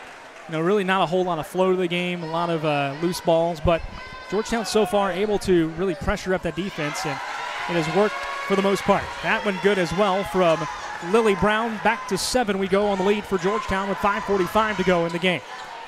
On the right wing, Kylie Ellsworth back to the top of the key for Jalen Knight. Samari O'Brien back in the game. Inside to Jade. That one no good, but Knight able to pull it down, put it back up off the glass and in. She's got 10 now, and the lead back to 9 for Georgetown. Well, Jalen, her last 3 shots, all 3 of them good. Keep feeding her the ball. She's hungry. 3 is on the way and good for Eastview. Cassidy Sawyer burying one from downtown. 30-24 now the score. Sawyer said, bring me the Skittles also. You're going to do one, I'll do one too. Janice Williams over to, Kylie Sander, my apologies. Sander with the ball, picks it up. Tonight, able to get it on the baseline. Cack out for 3, on the way, good! Buried home by Kylie Ellsworth. Whatever you can do, I can do better, says Kylie, as she answers the 3 from Eastview with a 3 of her own. Back to 9 we go, 33-24, Georgetown leads it. Janice Williams driving in and a blocking foul called inside. That one will go, I believe, against Jade Smith. Oh, nope, they called it against Kylie Ellsworth. Yeah, wow. I saw 42. I thought it was going to be against Jade. Knight. I thought it was going to be against Jade. Or Jade Smith, yeah. So here's Janice Williams back at the line. Mackenzie Mouton checking into the game for Georgetown for McCall Hampton. That's only the second for Ellsworth. Georgetown, though, now that puts Eastview on a 1-and-1 bonus frenzy. First one no good. And Georgetown able to come down with a basketball. Jade Smith with a very big rebound. Over to the corner we go. Ellsworth for 3. Another one! Kylie Ellsworth, back-to-back 3s the last 2 possessions. Georgetown with their largest lead of the night, 36-24. Inside, the ball goes for Eastview. Driving in, splitting defenders, and a foul called. Sarah Workman able to work her way to the line. They're gonna call that one against Jade Smith inside. Tell you what, Kylie Ellsworth coming up big here in the fourth quarter. Back-to-back 3s the last 2 possessions. Brad, Georgetown 4 for 6 from the field. Many of those 3-pointers here in the fourth. They were 3 for 14 in the third. We said they had to turn it around. They're doing just that. Wow, what a turnaround here in the fourth for the Lady Eagles. Sarah Workman's first one too strong off the back iron. Gracie Harris checks into the game now for Georgetown. Second one is good. Bouncing off the front iron, off the backboard and in for Workman. Ellsworth has 11 too. 36-25 your score now. Georgetown leads. Gracie Harris dribbling near the top of the key. We're halfway through the fourth quarter. Harris looking for somewhere to go with the ball. Gets it out to Ellsworth. I say just run some clock here. You've got a commanding lead at 11 against a very tough Eastview team. Don't get sloppy. Hold on to the ball, run time, and they're starting to get a little sloppy here. They've got to hold on to it, Brad. Going in with the left hand, now kick out to the corner. Mouton gives up the shot. O'Brien with the ball in the corner. Remember, no shot clock in high school basketball, so Georgetown can kind of play 4 corners offense if they want. My goodness, it's filling up. Look at the student sections on both sides, Brad. Gracie Harris driving the baseline, stepping through, ball loose, but Jade Smith able to pull it down. Harris back with the ball. She'll finally let one go. That's off the iron, no good. Pulled down by Eastview. But that's a successful possession for Georgetown. That knocked about a minute off the clock. And timeout, a full timeout called by Eastview. 3 minutes, 22 seconds to go in the ball game. In this battle for first place, 36-25 your score, Georgetown leads. Hey, David, I know you're down there on the timeout. If we can get a shot of the student section, look at this. And Nathan's got it on there. If we can get those student section down there to yell real loud, we'll try to crank them up. Wow. What a sweet Caroline. Wow. This is the most packed I have ever seen this gymnasium for high school basketball, Brad. I'm not kidding you. And look on the near side even too. The Eastview fans that have filled up on our side to our left. I mean, it's totally full down to the wall. Down to our right, our left. The right side now filling up as well over here. It's as this continues to fill up, I'll tell you what, our second game of the doubleheader going to be pretty packed tonight, but they're seeing a good one here early as well. An 11-point lead for Georgetown. But if you're just tuning in, this game's been tight the whole way. It's been the last few possessions for the Georgetown Lady Eagles that have blown it open. Kylie Ellsworth with a couple of big 3 balls here in the fourth quarter that have kind of changed the complexion of this game, of this game. Well, again, we appreciate you joining us here tonight. Brad Tillery on the call. I'm Rob Hipp. Thanks for being a part of this on SHN. And Brad, we couldn't do it without our SHN family. Of course, you, Nathan Hipp behind. Nathan's doing double duty down here, man. He's flipping and he's directing and he's running camera. He's flipping and zipping.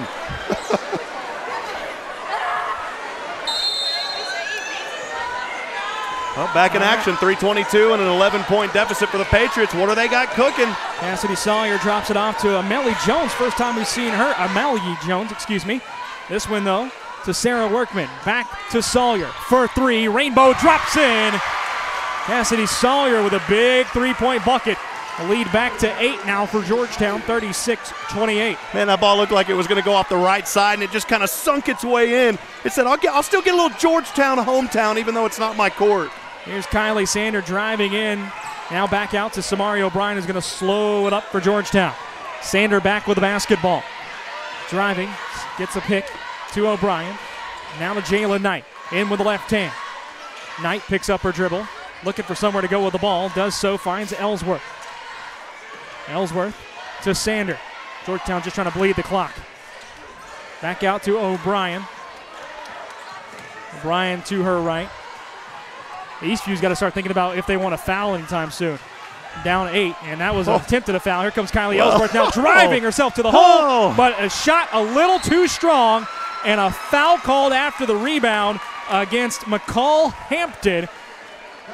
Eastview's in the bonus. They'll get a 1-and-1 going the other way. And this is the one thing you can't do if you're Georgetown, and that's give up dead ball points. And are you kidding me? You talk about Ellsworth down there. She was trying to work around it. The intentional foul was on her, lingering right off of her jersey, and she still broke out of it, had an opportunity. She just couldn't finish down there, Brad. Wow. Oh, man. First free throw is good from Sarah Workman. Lead cut to 7.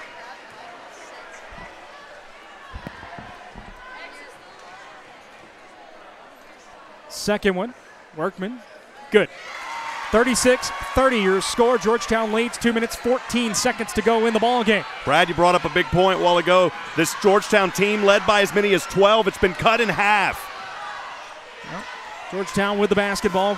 Jalen Knight trying to settle it down for the Lady Eagles. Eastview really pressuring the ball right now. Double teaming Knight. And that one knocked away. Eastview with ball and numbers going the other way. Driving in Lily Brown. She'll pull up, and it's blocked by Samari O'Brien. Loose ball on the floor. A jump ball and possession arrow belongs to Georgetown. O'Brien really hasn't been able to affect this game much tonight because of foul trouble, but when you need her the most, she comes away with a big defensive play. Big time. I don't care. Someone told me, words like big time in a broadcast, but I said, look, there's no other word. That's a big time block for a big time player. That was huge. There's nothing else you can say, Brad. Oh, well, you can, but we'd like to stay on the air. Oh, yeah. Georgetown with the ball. Gracie Harris leaves it off to Ellsworth. Back to Harris. To Kylie Ellsworth on the right side. Samari O'Brien. 1:35 to go now. Eastview's got to think about fouling.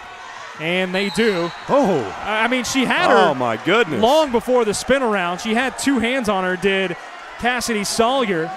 And none of the referees called it the first time. Coach Farney not happy with that. Sawyer spun her around. This is starting to turn into ballroom dancing. Maybe a little Dancing with the Stars here tonight, Brad. Oh, my goodness. Well, the good news is Georgetown's at the line. They've got a 6-point lead, 1:30 to go. But now all the pressure is on Gracie Harris. Remember, this is a front end of a 1-and-1. She's got to make it. And, man, Coach is livid over there with that non-call, and I don't blame her. Yeah, she's not happy. I will say, I thought the foul should have come earlier than the spin around, actually. Sawyer had 2 hands on the right arm of, I believe it was Ellsworth with the ball, and now the discussion's happening at midcourt between the officials thinking about maybe calling it intentional. I don't know. Yeah, the 3 officials there talking things over. You can see them as Nathan zooms in with his camera there on the 3 officials as he zooms into them, and you'll see they've got a pretty stern discussion going on over there. They're talking things over. Yeah, the foul should have come before the spinning player, is what I saw. But that's not how it went down. 36-30, by the way, your score. Georgetown leads it with about a minute and a half to go in the ball game. It's about all it is a minute. Yeah, bad time for a hiccup.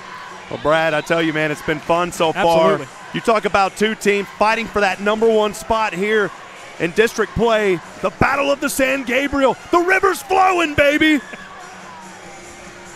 Oh, man, when I was a kid, we used to fish in the river. Now you can't see through the river, but on a night like tonight, the rain is coming, the river's flowing. We got a good one here tonight in Georgetown, Texas, my friend. A minute and 30 exactly to go in this ball game. David England don't like when the water gets up. He works for the fire department. We don't want to see high water. We got too much of that. Right, David? He gave me a yes. Yeah, I saw the nod down there for David. Football season, he's got his microphone down there. Georgetown not going to send anyone in to rebound here. I've got them all in the back there. That's a smart. That's just you talk about coaching. Gracie Harris on the 1-and-1, no good, and Eastview will get the rebound. And look how it pays off. That is just championship coaching from a championship coach. That's all it is, Brad. Cassidy Sawyer with a cross-court pass. That one goes outside, now to the three-point line. Knocked away by Georgetown. Tie-up, jump ball. Possession arrow belongs to Eastview. Good defense there by McCall Hampton, though. That's an important tie-up, too, because if you have another one late in the game, that has now flipped the possession arrow back over. Who shot that free throw for Georgetown? I missed it. Was it Ellsworth? No, I believe it was Gracie Harris. Okay, you're right.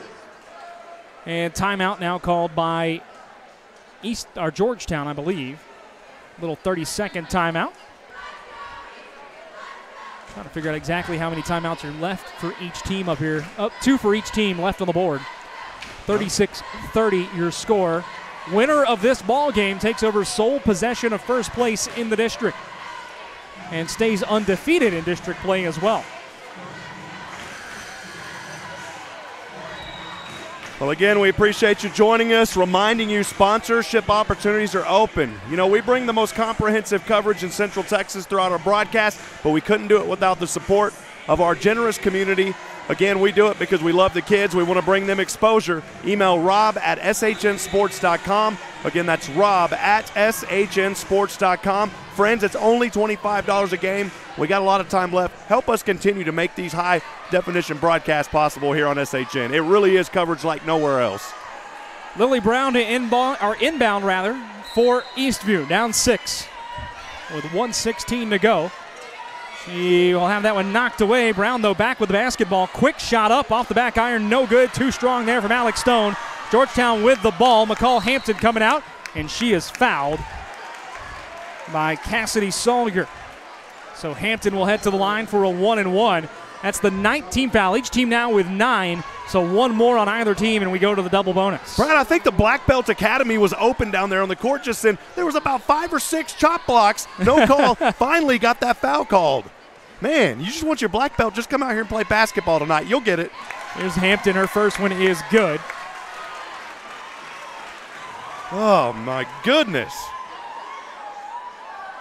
Well, McCall now 2 for 3 here in the fourth from the line. Second one off the back iron, no good. 37-30. That's a big free throw, though, to make it a 3-possession game. Eastview with the ball. 1 minute left to go in the ball game. Here's Jones, cross-court pass, 3-ball on the way, off the board, and no good out of the rim. Lily Brown putting that one up. Georgetown with the ball. Eastview's coaching staff calling the foul, but Georgetown, Samari O'Brien, able to break the press. Here's Ellsworth. Ellsworth looking for somewhere to go, trying to step through. Back to Samari O'Brien, and O'Brien is fouled. I think Ellsworth making her case for the SHN Sports Georgetown Eagle Player of the Game. Brad, I'm going to try to run down there whenever that one happens and get that interview with Ellsworth. She's at 11 points. You know, it's really up between her and Jalen, but I think Ellsworth came through here big in this fourth, hitting those 2 threes that really started separation for Georgetown when they needed it. Ellsworth having a phenomenal game for your Georgetown Lady Eagles. We got 15 seconds to go. Why don't you head down there, bud, because we've got a bunch of people here you're going to have to weave through in just a minute. We've got a 1-minute timeout. I believe timeout was called on a 5th foul. I don't see who fouled out just yet. So Rob's going to head down. We'll have some post-game interviews for you folks. I'll finish up the broadcast here. We'll see who fouled out as well, as Janice Williams checked back into the game for Eastview, and Cassidy Sawyer is the lady who is out of the game for the Patriots. 37-30 your score. 15 seconds even left in the ball game. Everybody continuing to file in as well. We got one more game coming your way on the broadcast tonight, as the Georgetown boys will play the Eastview boys in this crosstown rivalry. Georgetown will look to go 2-0 on the night. Samari O'Brien is due to shoot free throws here as we try to figure out what's going on at the scorers table. I don't know if they're trying to figure out foul numbers or exactly what's going on down there right now.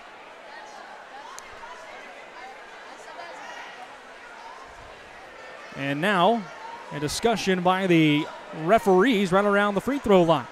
I don't think I've ever seen this one before, folks. Maybe there was a miscount on how many fouls.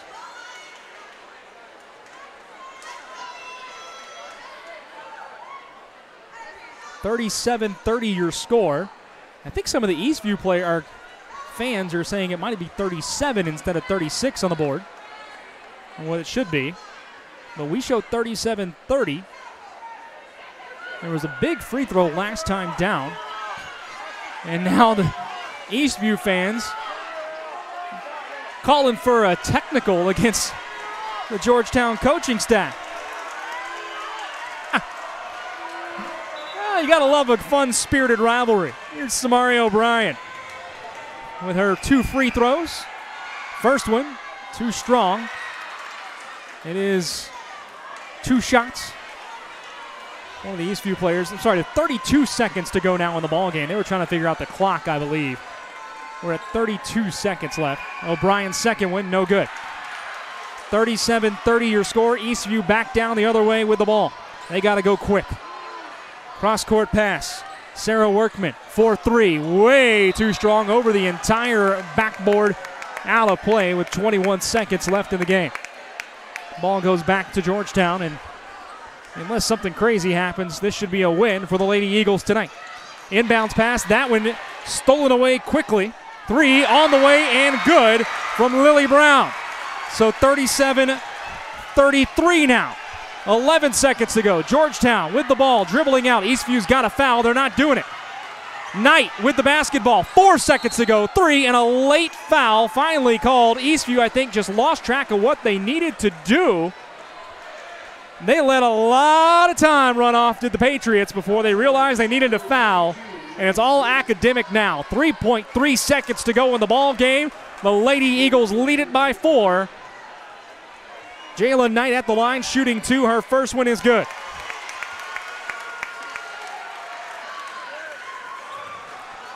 One more on the way as the student section starts doing the na-na-na-na, hey-hey chant. Second one no good. Last desperation shot on the way. It is short.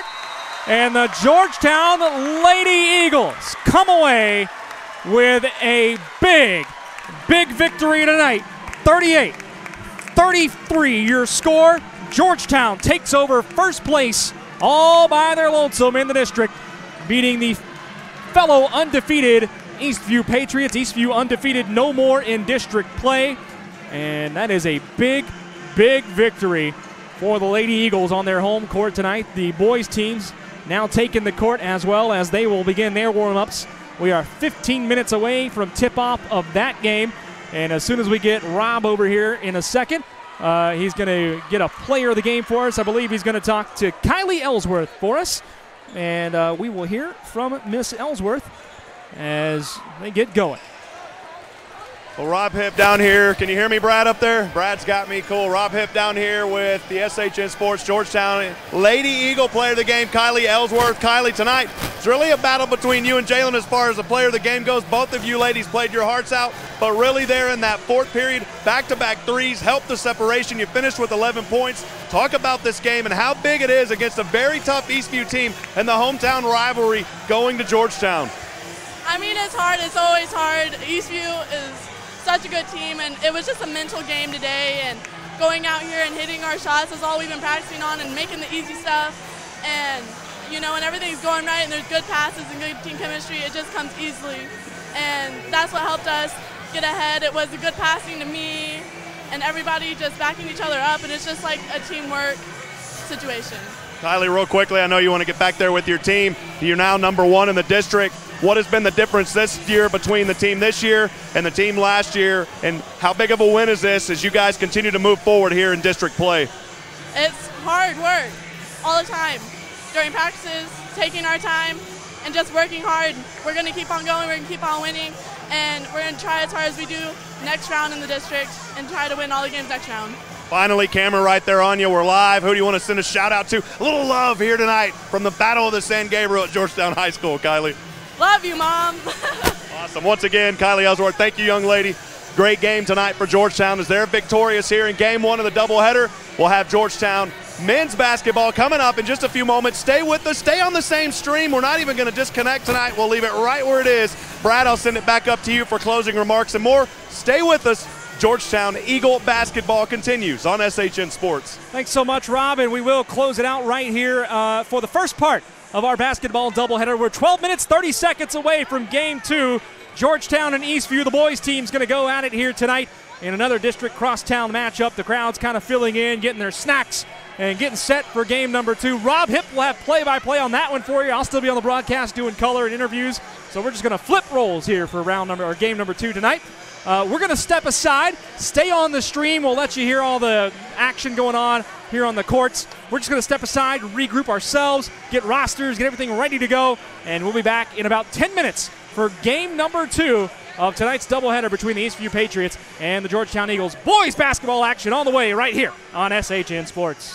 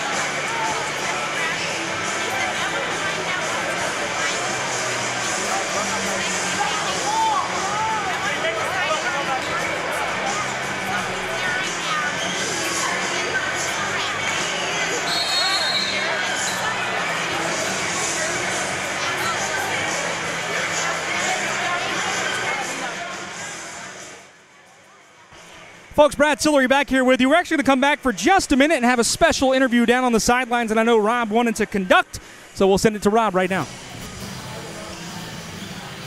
Well, Rob Hipp here with the Sun City Boosters president, Larry Platter. Larry, wanted to give you just a quick moment to talk about the Sun City Eagle Boosters. You guys mean so much to this community alongside Eagle Nation. Talk about the Sun City Boosters and what y'all have in store this year and what you've been doing over the years. It's been a great run, and thank you for your support.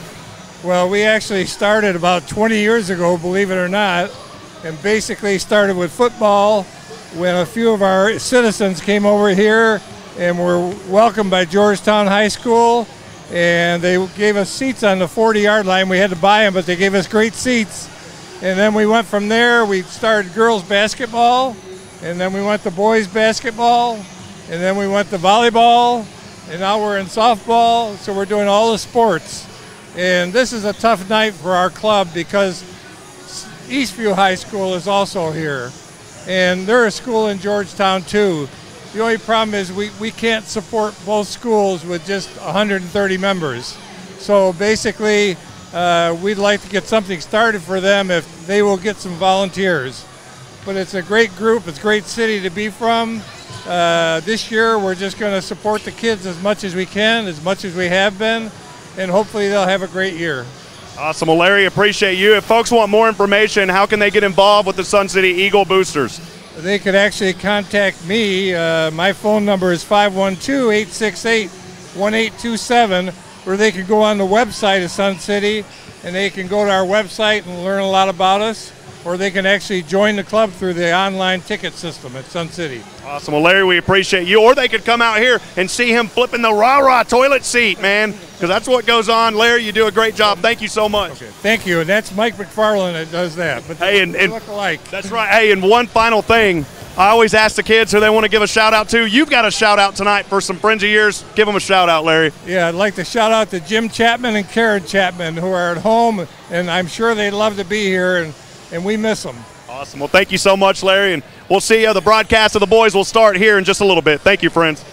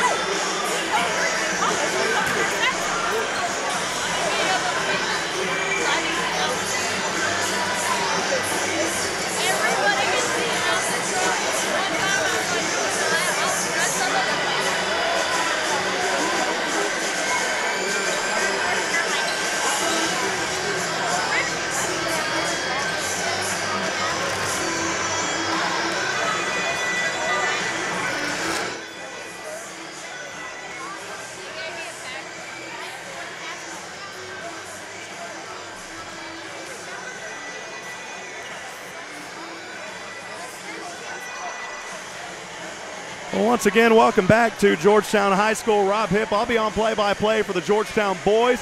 We are just under 5 minutes before we get started here, high atop the Eagles' Nest at Georgetown High School. Thanks for joining us for Game 2 of the doubleheader this afternoon right here on your home for Georgetown Eagle Sports, SHN Sports, your team, your broadcast. The Georgetown Eagles, after an impressive late win against Hutto in their previous game on Tuesday, looking to keep things in the streak alive here in Georgetown, Texas. For now, I'm going to send it down as Brad Tillery has Coach David Canfield. Brad, take it away.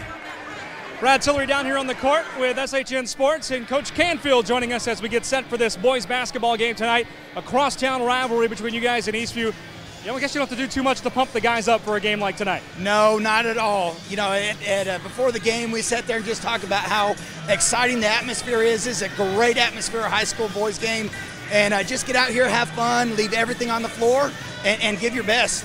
What do you think has to be done tonight for you guys to come away with a victory? What have you seen on tape out of Eastview, and what are you guys working on lately for this game?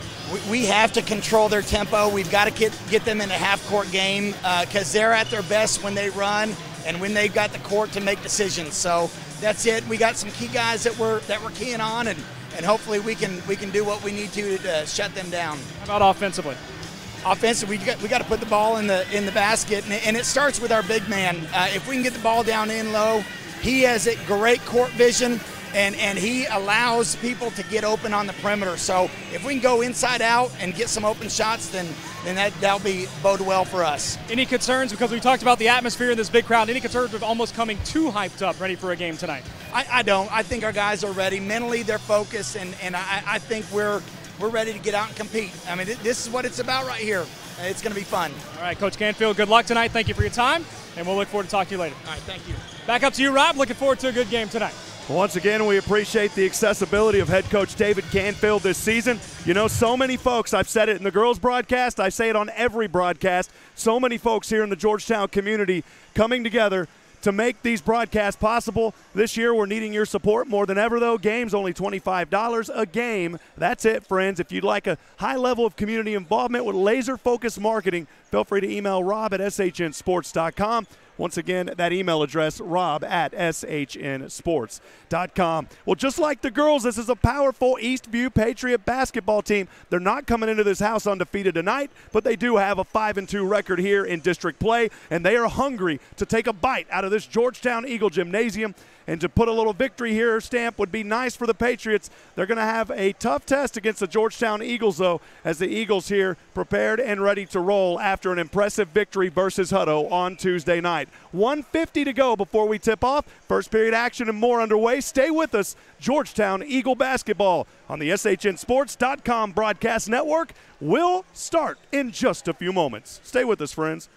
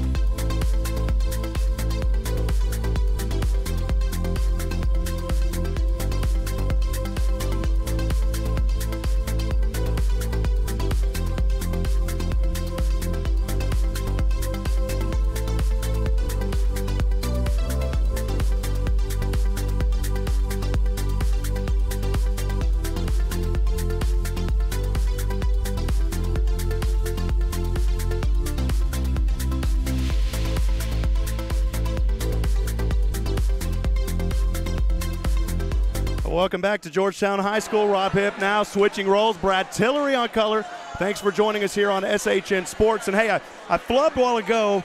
I don't know what I was thinking, Brad. I was reading the wrong record. I was about to say 5-2 early on in the season. That doesn't sound right. Eastview actually 2-1 in district play. I just had a little miss right there. They're 14-5 this season under head coach Jason Jones. Jason also an alum here from the Georgetown High School, so he knows this community well. We're excited, though, tonight. Georgetown 1-2. They've fallen behind here in district play, 12-14 overall. But as you heard Coach Canfield talk about, they're riding high off that Hutto victory. They've got some momentum, Brad. This should be a great game tonight and another crosstown rivalry. Yeah, looking forward to what we think will be a very good game. And as we talked about down on the court, the atmosphere tonight just is going to be out of this world for high school basketball. This place is pretty packed. Folks are still out there getting their snacks as well. So what you see on the screens isn't even going to be totally full in the stands just yet.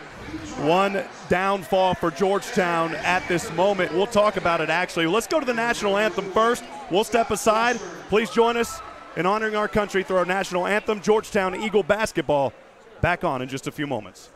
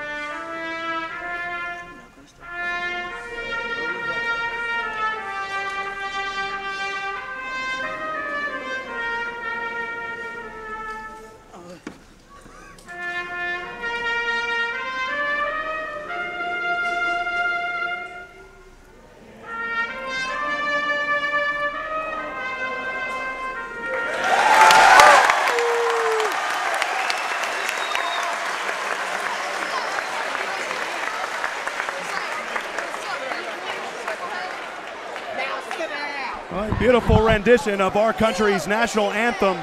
Starting lineups and more on the way, Brad. We're excited about this one here today and looking forward to another great game here at Georgetown High School. You know, the girls earlier, very impressive moments ago, Brad.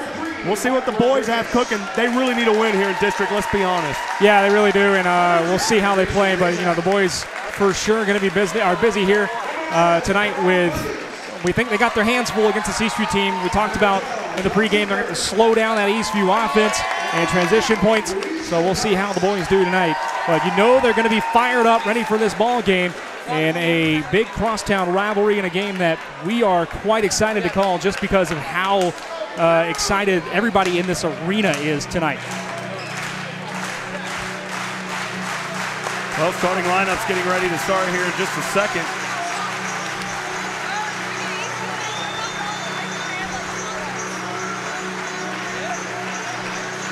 We are getting ready to roll here from Georgetown High School. Brad, I've been a little bit under the weather, but you know, man, I didn't want to miss it. I'm not going to get anybody else sick anymore, so I said I'm going to get out here tonight and get back on the court, get back out here with these kids, and that's why I came back out here tonight, man. I missed broadcasting for a few weeks, and I wanted to say thank you for stepping up as well during the football season. You know, I need a lot of help during that time, and I took another job, Brad. I was excited about it, but you know what? At the end of the day, I said I got to get back to my kids. This is where my heart is, right here in this community with these Georgetown Eagles, and I'm excited to be back. And man, honestly, couldn't do a lot of what I do without you, and we couldn't do what we do here on SHN without you, so thank you, Brad. No, man, that was great to step in, and like I said, it's your rightful spot to be there. It's where you should have been on the broadcast. Hated you didn't get to do the playoff run. A great playoff run for the Georgetown Eagles this year, but I know you'll be back at the booth next year where you belong. And it's good to have you back, man. This is your baby. I love stepping in and helping out where I can, but this is all you, my friend. Hey, this is everybody's baby, man. This is the community's baby, and that's why we do it. And again, we're thankful for that privilege and opportunity. And we are about to get started here from Georgetown High School. It's your Georgetown Eagles entering today's contest 1-2, 12-14 overall under head coach David Canfield for the visiting Eastview Patriots here at the Battle of the San Gabriel. Someone, please don't bring the cannons. We don't need that kind of noise tonight, but we do need a Georgetown victory, and we're looking forward to it, Brad. Should be a good one as we get set for tip-off. A packed house here at Georgetown High School tonight. It is loud, it is rambunctious, and folks are settled in. This should be good to Rob Hipp for the play-by-play. Welcome back, and we are about to get started here from Georgetown on the court for the Eagles. They couldn't control the opening tip-off. We're just underway, 8-minute quarters here as we start. Eastview with the ball from left to right into the hands of Mark Rodriguez. Rodriguez on the right wing, trying to find some rhythm back over to the left side. Over to Farhan, working that dribble inside. Great defense by Georgetown. That ball's going to go out of bounds. What a play by the Eagles to start things. Give credit on the defensive end for the Eagles. It was Spencer Coates starting tonight. He said, you know what? It's cold outside, baby, but I'm not going to wear my coat in here. I'm just going to play some defense. He did it, man, right there. Good defense on Luis Gonzalez there in the corner to force the out of bounds, and Georgetown with a chance to go up early. No score, three-point shot from the wing. Good! Wow, bang! Starting the game is Cade Lachlan. Locked and loaded is Cade, and Georgetown's got a 3-0 early lead to start things here. Now a quick foul called on the court. Raising his hand is Caden Eckert. We'll see if it goes on Eckert. Hitting the deck was Luis Gonzalez.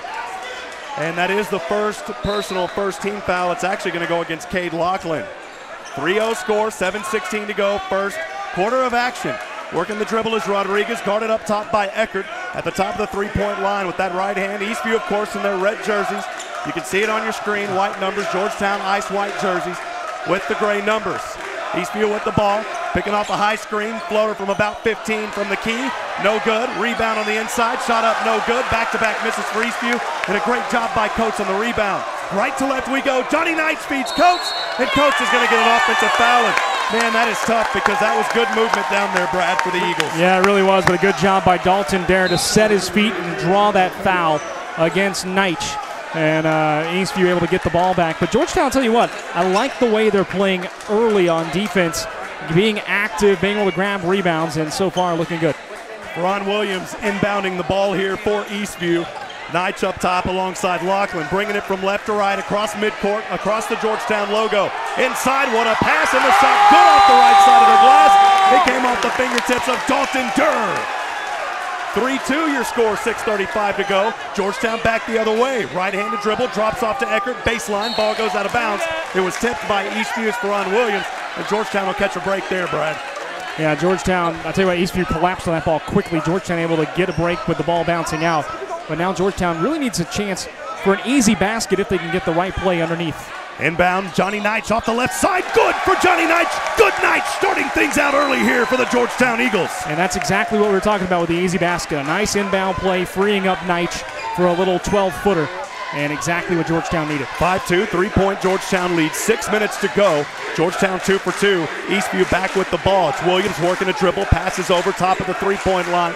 Taking that dribble is Rizak. He gets it knocked away. Durr has it, drops off baseline off the left, floater up, no good, but a foul. What a hefty move there by Williams. It's going to be an offensive, though, and it'll go back to Georgetown. Yeah, he kind of was a player control foul as Lachlan was set coming out under the basket, and really kind of an obvious call to go against Eastview there.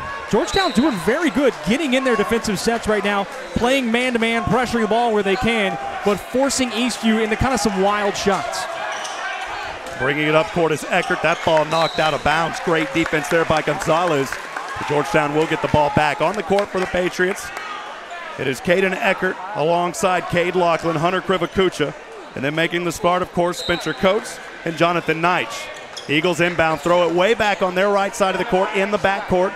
Eckert working a dribble, crossing over that center court line, left-handed dribble, passes over to Nitch. Nitch on the corner now into the hands of Cade Lachlan. Lachlan for three from the wing. That one bounces out, no good. He's 1 for 2 now, missed that one, Brad. Yeah, Lachlan was a little hesitant to pull up when he first got in there, and it kind of blew up his flow. Trying to do a little flip and dip back the other way is Eastview. Good hustle by Gonzalez. He tried to drop it off the Durr. Couldn't find it. Georgetown back with the ball and a three-point lead. Eagles showing their demise on offense right now. Eckert with a crossover. Krivakucha corner three. And nothing on that one for Krivo. He wasn't able to knock it in.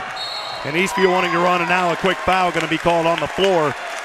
And, man, a tough break there for Georgetown. They had some good looks. They started out 2 for 2. Since then, they've dropped 2, now 2 for 4. But a good start nonetheless for the Eagles. They're doing what the coach wanted them to do, which was slow this game down a little bit, trying to keep Eastview out of running. And Georgetown defensively has done that. And I think that's confusing Eastview a little bit early. 5 minutes to go. First period, Georgetown leads 5-2. Eastview with the ball. From the floater, from the key, from about 9. It wouldn't fall for the Patriots, and Georgetown has the rebound. 2 in the backcourts, Nitch and Eckert. Eckert brings it in the front court, now on the wing on the right side. Picks up the dribble, Krivo from the top of the three-point line. Back over to Canfield, who checked in moments ago. Casey inside over to Eckert. Eckert fighting through defenders. Krivakucha let it go out of bounds. Eckert was trying to find inside there, got stopped by 2 defenders on the double team, and had to throw that one. And luckily, got knocked by a defender. That would have went out of bounds regardless. Yeah, I think that was off of Araze there. Backcourt, the pass goes from Canfield over to Caden Eckert across the Georgetown logo from right to left. In the white jersey, Krivakucha, top of the three, rolls it over to Nitch. Nitch picks up his dribble, back to Krivo. Good ball, move it to Canfield on the left wing. Crossover dribble, trying to feed inside. Kicks this ball way out with Spencer Coates. Back over to Caden Eckert. Eckert works a crossover. Krivo, wing three. That one rolls in and out, no good. Fighting for the rebound is Coates. And it goes out of bounds on Georgetown. Good effort there. Krivo had a good look. He's missed 2 threes now, Brad. Yeah, wide open look. And one that looked like it was about halfway down before finally rattling out. But I like what Georgetown's doing right now. I love the pace that they're playing at, really controlling this game in the first 4 minutes. Georgetown showing a little 3 threat back there in the backcourt. And finally, Eastview able to bring it into the front court is Terrazzo. Passes over to his teammate. In those yellow shoes, you can't miss him. It's Rizak. 4 minutes to go, 5-2. Eastview with the ball, tries to flip this one off the right side, off the fingertips of Rodriguez, no good. Georgetown has the ball back. 2 in the backcourt is Canfield and Eckert. Eckert across the half-court line now. Guarded up top by Araze. Sorry about that. Thank you, Brad. Canfield 3 from the wing. Good for Casey Canfield. Wow, Casey Canfield says off 3-1 better, baby. I don't think the Eagles could have asked for a much better start, leading 8-2 here, a little more than halfway through the first quarter. Back the other way. Eastview puts up the shot. No good there by Gonzalez, but he'll go to the line shooting 2. Foul called on Georgetown's number 30, which of course is Jonathan Goodnight. He picks up his second. That's the 14th foul for the Eagles. 3:26 to go, 8-2. Georgetown, an impressive lead early here against their crosstown rivals, Brad. First free throw off the right hand, up and good. Tell you what, you got to love the student section giving it all on the other side, just letting Eastview hear it every couple of minutes when they get the shot. Gonzalez makes the first one. 8-3 your score. Boy, we're still fired up about that Lady Eagle victory moments ago. I broke out of the sweat on that one, Brad, having to run around everywhere, man. Second one up by Gonzalez, good. 8-4, Georgetown by 4. Knights will inbound on top of the Lady Eagles logo on his side of the court from right to left. Eckert brings it up slowly as he glances his way across the Georgetown logo, center court. Started up top by Raza. Back over to Coates at the top of the three-point line. He's guarded by Durr. Casey Canfield with the ball now. Looking over in the direction of Chance Thiel, who checked in moments ago. Crossover dribble, guarded by 2 as Eckert back over to Thiel. Inside, Coates has it, trying to backpedal, turnaround jumper, good! What a spin move by Spencer Coates! It's hard not to get excited on a lot of these shots, Brad, because you're going up against 2 defenders. Coates working it the way it needs to be worked. Yeah, I thought he had moved to go to his left. Instead, he chose to go back right. Just a beautiful play off the glass to kiss that one in. 10-4, 6-point advantage. Eastview trailing by 6. Ball goes out of bounds off the Patriots. And right there it was Araza. I think it's Araza.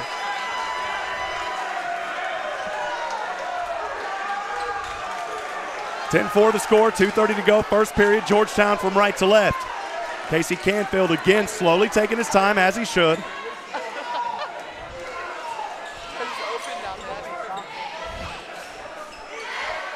Eastview playing a man-to-man here as well. Eckert over to Thiel. Canfield, corner 3. That one wouldn't roll in for Casey. Had a good look at it. It just wouldn't fall. Georgetown, though, getting their own rebound. Eckert, what a move off the right side. It wouldn't fall as he went baseline. Caden had a good look, just wouldn't fall for him. And Eastview wanting to run, trailing by 6. Wow, out of control and a blocking foul. Unbelievable. As it looked like Georgetown's Luke Stump, who I ran into at the Shell gas station earlier today and said, good luck tonight. It looked like Luke was set, but they say no, a blocking foul. And Gonzalez will go to Araza going to the line shooting 2. I thought he had position. Remember, this isn't the college game where there's a restricted area or anything. I thought he had position and was there, but referee saw it the other way. First free throw up and good. David down there on the camera may need to replace that wireless battery in the transmitter. Sorry about that, folks. Starting to lose a little signal down there, but we'll get it taken care of. Second free throw, no good as well. 10-5, score remains. 1:51 to go. As Eckert in the first period brings it up, his team, the Georgetown Eagles, leading by 5. Eckert into the hands of Thiel. It's almost stripped away, but Thiel spits through 2 defenders and now throws it in the direction of Eastview at the turnover. He was trying to feed it to Stump, but the tree wasn't tall enough. Inside Eastview, working a dribble, top of the three-point line. Now over to the right side, Araza. Araza back over to his teammate, Rodriguez. You can't miss Rodriguez. He's got the hair out there, Brad. You can see him easily. I was going to say, that's pretty beautiful. Araza knocks it off Neich's back, trying to feed his player. A little eye of the needle didn't work. Eckert wants to run, splits through 3, trying to do too much. And now it's one-on-one. Araza kicks it back over to his teammate, flip and dip, and that one goes out of bounds. Good effort there, but Gonzalez, you talk about Georgetown on one side doing too much, Eastview too much on that side. Slow things down a bit, guys. Yeah, but for Eastview, that's their game. It's trying to get up and down the court, be fast. But Georgetown, give them credit. Couple of defenders back to able to get down there and just be a little active enough with the hands, causing enough of a disturbance, and that caused a turnover. 10-5, Georgetown leads first period still. 56 seconds to go. Eckert on the right side, working a crossover dribble. Guarded up top, now the Georgetown logo, center court. Passes over to Eckert, back to Eckert. Went over to Kriva. Eckert spins around dribble. Thiel inside to Luke Stump. Back over to Eckert. They're going to run some time here. Brad, I don't need to call every pass. Georgetown might decide to hold for the last shot here in the first quarter with about 30 seconds to go. The Eastview fans starting to say, come on, move it. But, hey, you know, you play with the rules you have. The rule is there's no shot clock. Go for it. Absolutely. Now, you do have to move it. You can't just hold the ball for more than 5 seconds. You do got to move it around. That's the only thing, Brad. It's a smart strategy. Eastview's game is to run and gun. Georgetown slow this ball game up, and they're doing exactly what they want early. Eckert right side and a charge. Eckert had a good look, but it was Dalton down there. Dalton Durr. I still like what Georgetown did on that possession. That was about 50 seconds of possession time down there. Eastview going the other way here with 5 seconds to go. Now a turnover. Georgetown has it. Thiel, 1-on-2. He's got his teammate. He puts up the shot at the buzzer. It's no good. What a great shot by Chance Thiel.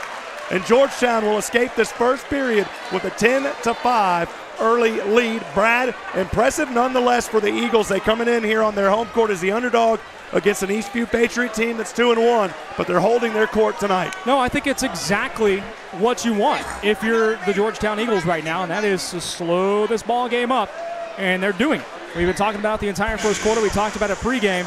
But Georgetown has not allowed Eastview to get out on the run, and Georgetown has dominated the way this game is going to be played. Sometimes it's not always about scoring at bunches. It's about dominating how you make the other team play. Can you make them play out of their comfort zone? And so far, Eastview hasn't shown that they can play outside of their comfort zone very well. Georgetown, on the other hand, knocking down key shots when they get opportunities, getting that early lead, riding the momentum. The question is, can they keep up this pace for another quarter? Well, Georgetown put up 10 shots in that quarter, Brad. They go 4 for 10. We'll call it 40%. That's about as easy a math as you're going to get when you're having to do stats on the fly. And, Brad, 2 of those shots were three-pointers coming off the fingertips of Cade Lachlan, the shooting hands of Casey Canfield, Jonathan Knight, Spencer Coates, each with a basket apiece. That's where we stand at 10-5 right now to start things here at Georgetown High School. Second period action. Hunter Krivakucha, Eckert on the court. Alongside Luke Stump, Coates, and Thiel will remain. Those are your 5 on the court right now for the Eagles. On the left side in the white jersey. Thanks for joining us. What a pass and an assist. Chance Thiel. Wow, wide open, and he's got it. Well, Thiel did a great job cutting out with a fake cut, going out, and then coming back in, just completely had his defender fooled. And now the other way, a foul is going to be called against Georgetown. Gonzalez kind of wild all over the court there, but they're going to give the foul on Georgetown, and that is a good call. Unfortunately for the Eagles, though, that's already their 7th foul, so now that will put Eastview with only 21 seconds gone here in the second. That'll put them in the bonus early. The second personal foul from Caden Eckert. 17 fouls now for the Georgetown Eagles, and at the line on the front end of the 1-and-1 is going to be Gonzalez. And it makes it an easy way for Eastview to get back in this ball game with getting to the line the rest of this quarter. If they continue to drive to the hole, then a 7-point lead for Georgetown can dissipate relatively quickly on dead ball points. Chance Thiel heads back over to the bench to get a breather. Jonathan Knights checks in for him. You'll see him in that key position there on the front left of your screen wearing number 30. First free throw on the front end, rolls in and good for Gonzalez, and it is a 12-6 Georgetown Eagle lead. Gonzalez trying to cut it to 5 now. Beg your pardon, to 4. To 5. It is 5. There you go. I was just waiting for it. Stump will inbound. Free throw's good. 5-point Georgetown advantage, 12-7, 7:35 to go first half. Eckert on the right side, top of the key. Luke Stump over to the left corner. Krivakucha shaking and baking. He's trying to bring out Ricky Bobby, but he said, no, I'm going back to the raceway. Eckert over to Krivo for 3 from the wing. Falls off the top, no good for Hunter. That's his 3rd attempt. He's 0 for 3 now from the 3-point line. Quickly back the other way. Araza wants to run, and he will slow things up at the top of the 3. Trying to work a crossover dribble off a high screen. Right side, jumper from 9, no good. Just beyond the paint. Georgetown has the rebound. Eckert, man, that's a flop. That is a Manu Ginobili flop if I've ever seen one. He's retired. You can't do it anymore. And it's going to be a foul against was that Araza? It was against 21. So, yeah, it was Araza. Yeah. There's no way that big man's going to fall that easy against Eckert. Come on, man. And he's going to head over the bench. That's only the second team foul, first personal. Inbounding will be Jonathan Knight into the backcourt. And now at center court it's Eckert. Yeah, I mean, Ginobili retired. You can't do that anymore. So you've seen enough Spurs games, you know. Jonathan Knight guarded by Gonzalez on the left wing, picks up his dribble over to Luke Stump, now to Eckert there on the right wing. Eckert stutter steps in, now passes over to Coates, back to Knights, top of the key three. Luke finds Eckert, shot from 7, no good, gets his rebound right side, good! Wow, what an effort by Caden Eckert, coming alive for the Georgetown Eagles. Not only the effort, but the giving up on the 3 ahead of time and allowing that to happen. And now the other way, Georgetown has it, Eckert all alone, right side, he's blocked. But Crivo to clean it up, and that's why you don't give up on the play. Did they call the foul first, though? That's the question. I think they may have. Oh, what a tough break. Oh, my goodness, I didn't hear the whistle, Brad. I didn't either. 14-7, 6:22 to go, second quarter. You know, it's funny. There's an Eastview fan down here shaking his head about the foul. That's actually a better breakout for Eastview. Yeah. Because that was 2 points for Georgetown the other way. Shooting 2 here. Caden Eckert, first free throw off the right hand is good. But there's an old saying in basketball, Rob. Ball don't lie. Yep. Ball don't lie. It always lied for me, though, man. So I started turning around and I'd slap my arm real hard and be, look how red it is. He hit me all over. And then I'd feel dishonest and I had to tell the truth. 15-7 the score. The officials never bought it in league play. They know better. Second one here makes it 16-7. 2 for 2. Eckert from the free throw line. Good effort by that young man. Georgetown with their largest lead of the night now at 9. Inside, Peraza throws that one up at the last minute. Wow, he almost got the miracle wish on that one, man. That ball went up. He was almost able, Brad, to drop it in. He doesn't. He'll go to the line shooting, too. It was spinning on the back part of the iron, and I was convinced that thing was about to roll in like a putt never does for me after it starts going around the cup. The bad news, that's the 3rd personal foul now for Caden Eckert, and he's had a heck of a game. You don't want him to get in early. Free throw here by Peraza is up and good. 16-8, 8-point Georgetown advantage. The Eagles led by what, as many as 9? Yeah, there's been a 9-point lead. Second free throw rolls in and good as well, and now it's 16-9. Georgetown leading. Knights bringing it across. Wow, look at the speed of Jonathan Knights. Over to Canfield. Wide 3. That one rolls off the back of the iron. Good look by Casey, though. He had to take it. He was wide open. He can hit those, and back the other way comes Eastview. Another turnover. Knights 2-on-1. He has numbers. Crivo back over. Ball movement. Wow, what a play. What a play. What a play. Unbelievable ball movement as it goes from Knights to Crivo back, and another turnover. Knights right side up. No good, no foul, and now they call it late. Oh, my goodness, Brad, I'm running out of energy. That was called against Knights, by the way, an offensive foul on a charge. But, yeah, the previous bucket, beautiful give and go there, kind of like what you see in a 2-on-1 breakout in hockey a lot of times, like give and go and then come on the backside and just charging the basket. That was absolutely beautiful basketball. When the ball doesn't touch the floor, that's when you know it's pretty. And Knights finished that off, correct. It wasn't to Crivo, but Crivo had the assist. Well, Jonathan now, it's 2 for 2 from the field. Unfortunately, though, that quick turnover got him for a foul. That's a 9th now. And it should have been a 1-and-1. They didn't catch it, Brad. Should have been a 1-and-1. They missed the 1-and-1. And now the other way. We got a T. Yeah, T's going to be here. Oh, my goodness. I can't believe they missed the 1-and-1. They did. Well, offensive foul doesn't give you the automatic. They turned it over. Yeah, but I get what you're saying. Offensive foul on the charge doesn't give you an automatic one-on-one. You're right. I get you. And a technical foul called here against Eastview. Cade Lachlan going to shoot this one. That foul, technical called on Rodriguez, I believe. And he is. He's still arguing with the ref. You got to stop, young man. You can't. You just got teed up. I mean, you're about to double team. And what they do, reverse it here? I mean, what's going on? Well, the first free throw was missed. Well, that's what it was. I mean, they're still complaining down there. You got to get your head together, man. But to say you can't reverse it. Second free throw up and good. Misses the first one. Cade Lachlan makes the second one. Oh, Brad. 19-11, 8-point Georgetown advantage. They'll get the ball back. What is sick? And Chance Steele will inbound the ball. Hey, not cool, bro. Don't do that. Canfield has it in the backcourt. Working a right-handed dribble. Over to Cade Lachlan, back over to Crivo from the free throw line. Jump shot no good for Hunter Krivokucha. Georgetown back with another one. They get the rebound. Coates, put your jackets on, baby. Actually, take them off. It's getting hot up in here. Spencer Coates with the jumper for two. 21-11, 11-point Georgetown advantage. This is their largest lead now, 4:53 to go, second period. Durr, spin around jumper, beautiful move, no good, but there to clean it up is his teammate off the left side of the glass, is Cole Blair. Yeah, good job by Blair to follow up. Just no weak side presence there for Georgetown on the rebound. 21-13, 4:38 to go, second period. Krivakucha, right wing, inside to Coates. Works through two defenders, passes over, finds Steele, baseline, left side, good! Wow, he almost dunked it, Brad!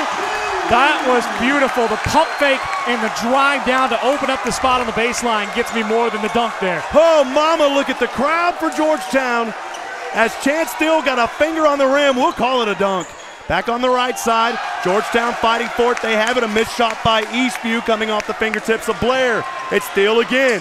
This time Coates, top of the three-point line, back over to Canfield. Steele on the left corner. Coates gonna spin around. Wow, no look pass inside.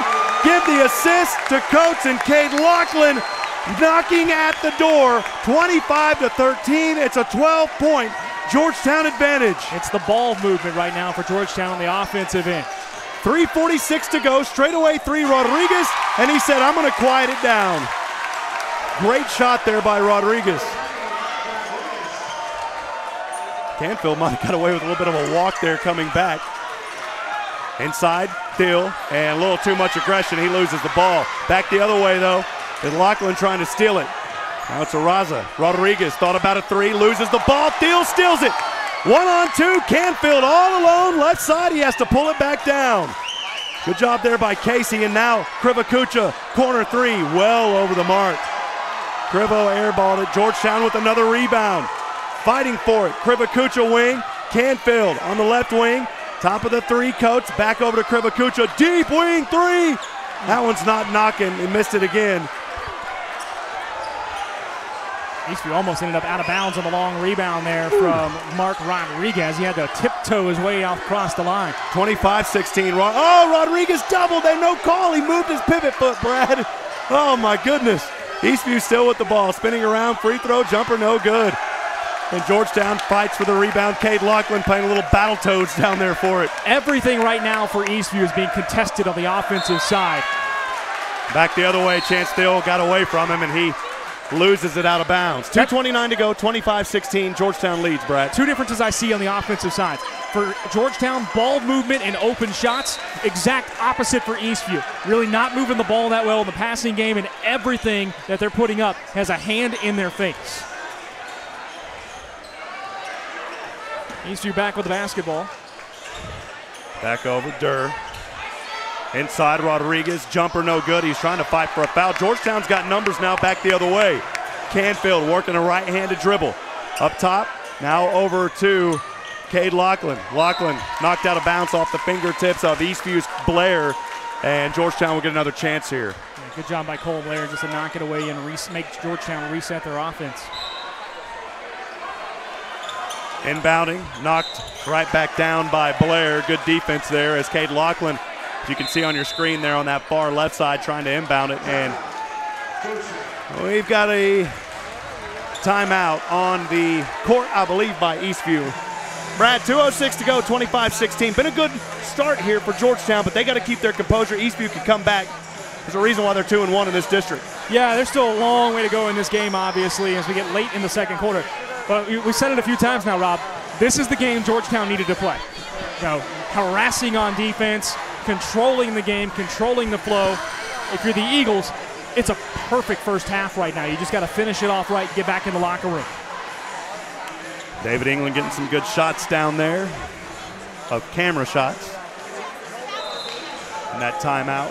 Again, thanks for joining us here on SHN Sports. Rob Hipp, proud to bring you another season of Georgetown Eagle basketball. Missed the game on Tuesday. It was a thriller. We missed it as I was recovering from the Georgetown bug, whatever that is. Georgetown inbounds over to Canfield, just in front of midcourt. Front shovel pass over to Lachlan. Georgetown's going to run some time. They did it earlier, Brad. They ran 50 seconds off on one possession. They did it in the last minute of the first quarter, and here with 2 minutes to go in the second quarter, and really take their time. Canfield inside to Knights. Knights trying to chop one off, and ill-advised there. It's a turnover. Georgetown fighting back for the rebound. And They can't get the steal. Even right there, though, the amount of hustle to get back on defense. Razzo.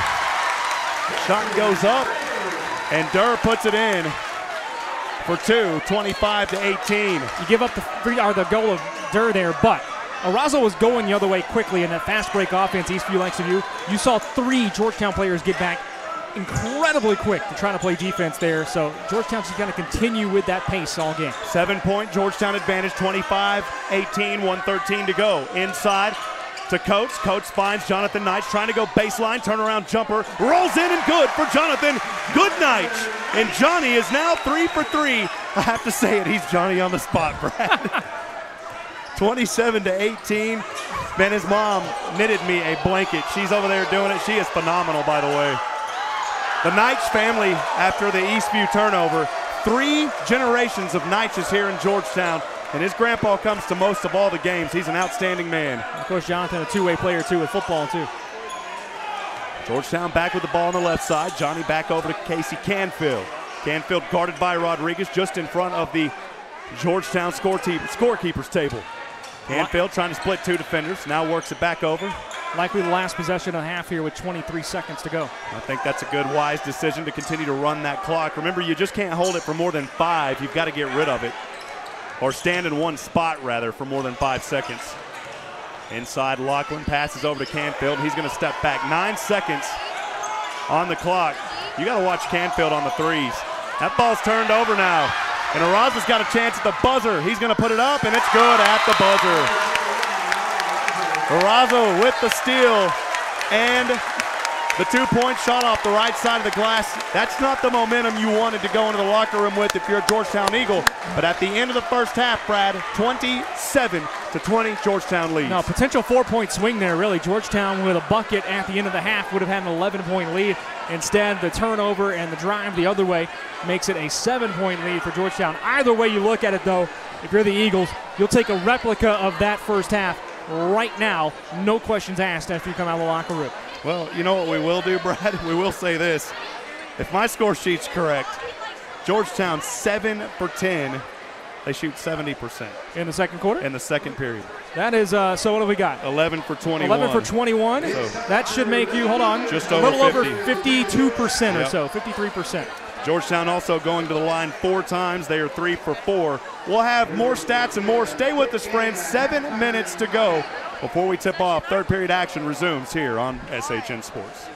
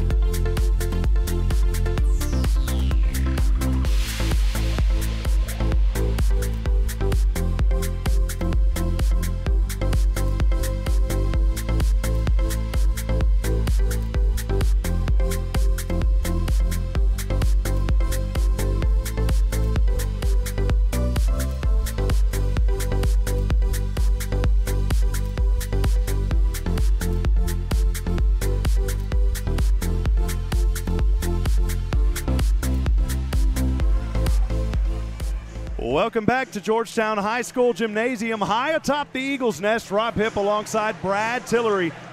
This is game 2 of the doubleheader where your Georgetown Eagles currently lead the crosstown rival and also Georgetown High School team Eastview Patriots 27-20. Brad, it was a first half dominated by turnovers. The Eagles able to take advantage, but let's be honest, those turnovers happening both ways. But overall, really, I talk about dominating turnovers. Let me step back and say it was dominated, honestly, by the shooting of Georgetown as they go 52%. Great shooting, 11 for 21. Smart shots by Georgetown. Very good passing on the offensive side, finding the extra man, getting that extra pass in there. And I thought that's what really did well for Georgetown on the offensive side, along with controlling tempo. They need an exact replica of that first half if Georgetown's going to finish off the upset tonight. Well, we'll send you back to the court. It's third quarter action. And Brad, I'm still trying to decide, is it quarters or periods? I've been trying to figure that out for 4 years. I've always said quarters. I'm going to say quarters because that's what I'm seeing in the NCAA now. So yeah, the women's game has gone to 4 quarters. We'll see because, you know, maybe it is in high school it's periods. Well, it don't matter. I know that 4, if there's 4 of them, it means a quarter. Yeah. So that's what I know. The scoreboards always say periods, but I think it's changing. Anyways, we'll get back to the broadcast. Eastview opening up with a 3-point shot. It's no good. Johnny Knight on the rebound. Crivo all alone. Passes over. Right side. What a ball play.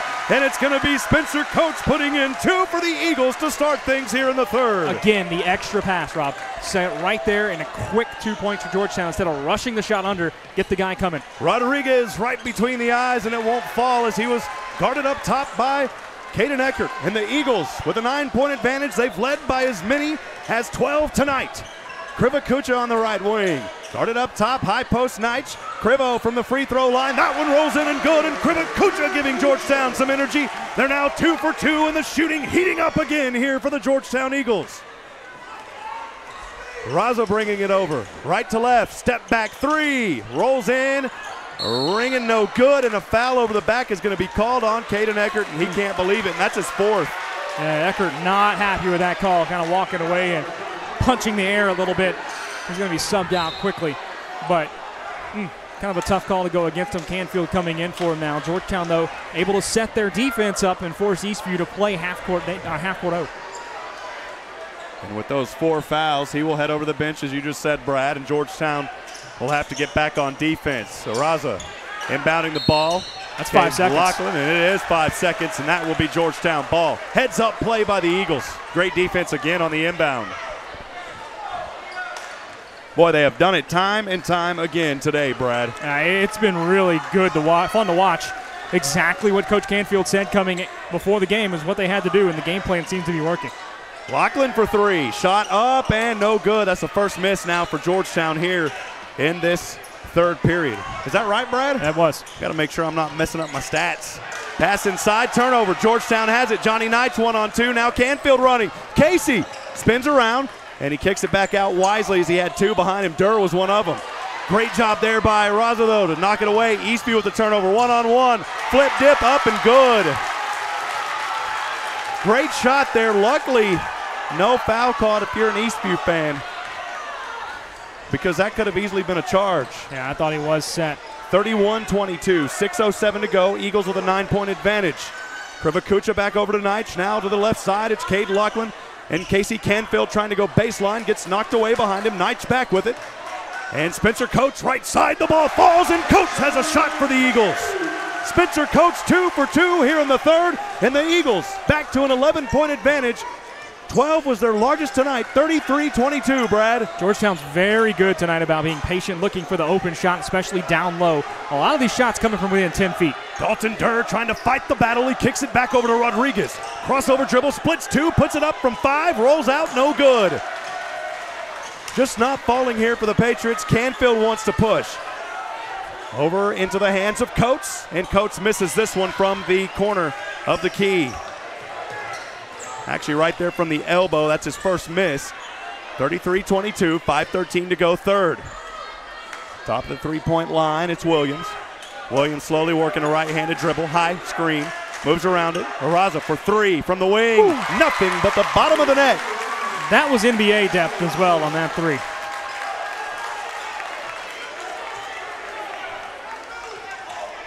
Lead stretched to 8 now for Georgetown. Razzo there getting his team back into this one just a little bit. 33-25. Krivakucha takes a three. Rolls in. Good. Hunter Krivakucha. 5 points here in the third. He's got 8 tonight. And the Eagles back on top with a commanding lead. Just like we saw in the first game earlier, Eastview hits a three. Georgetown right back down the court and hitting the big one on the other end. Araza trying to feed inside, and Krivo's there to clean it up. 1-on-2, Knight. Knight splitting defenders left side, and Johnny Knight couldn't find it. A tip back to Knight. That shot no good as well. Coates off the right side. That one good. And the attack of the Eagles. Wow, what a play, keeping the ball alive and scoring 2. They just seem to want the ball more right now. Going after rebounds, being aggressive. I don't see that from Eastview. I don't see the urgency to win this game right now from the Patriots. 3 opportunities for the Eagles, and they get the basket. Durr, shot no good as Spencer Coates trying to take a charge. No call. 38-25. It's a 13-point advantage for the Eagles. This is their largest one of the night. 3:42 to go, third period. Spencer Coates from the top of the 3 over to Canfield, inside to Johnny Knight. Turnaround jumper from 8, rolls in and out, no good for Johnny. He's missed his last 3. Right to left, Eastview wanting to run now. 2 on, foul called early, and it's going to be a blocking foul called against the Georgetown Eagles. It'll go against Cade Lachlan. That is his second and the second team foul for the Eagles, Brad. Yeah, Georgetown still getting back on defense, playing well. Just sometimes the block charges will go against you, almost a coin flip kind of call, but I love what Georgetown's doing on the offensive side right now, being patient, looking for the right shot, not trying to rush anything. Timeout here by Eastview being called. But what you see out of Georgetown, everything's within that 8-10 foot range, Rob. They're really not looking for too much on the deep side. There was the 1-3 that just got hit, but beyond that, it's really been an inside presence kind of game, and I think they're breaking the will a little bit of Eastview, because Eastview, they love to run up and down the court. They're not being able to do that tonight, and they're getting out physical by the Georgetown Eagles, and if you do that to a team that likes to run, that hurts them a little bit. It starts getting on them mentally a little bit, especially when shots aren't falling. Well, I think, too, you got to talk about that victory versus Hutto for the Eagles. They're still riding that wave, and that's a good wave to be riding, because last year it was on the opposite end, where you go into Hutto and you lose right there in the last moments, unfortunately, and then you turn things around this season. That's a good wave to be on. Hey, we don't have oceans, at least here in Central Texas, but make your own ocean, ride those waves, baby. Hey, that's man, what Georgetown's there's doing. A place to go surf around here. They got one of those surf park things that you can go do that. It's fine. Well, again, we appreciate you joining us here on the SHNSports.com broadcast network. Rob Hipp alongside Brad Tillery, Nathan Height, and David England. I want to remind you, our Georgetown boys basketball made possible in part by Cabot Richmond Homes, Booth This Way, Photo Booth Reynolds, the Oak Ridge Disciple House, Georgetown Jewelry, and the Central Texas Business Association. 38-25, 3:26 to go. Free throw up and good after the foul by Eastview. And that free throw was good for the Patriots. 38-26 now the score.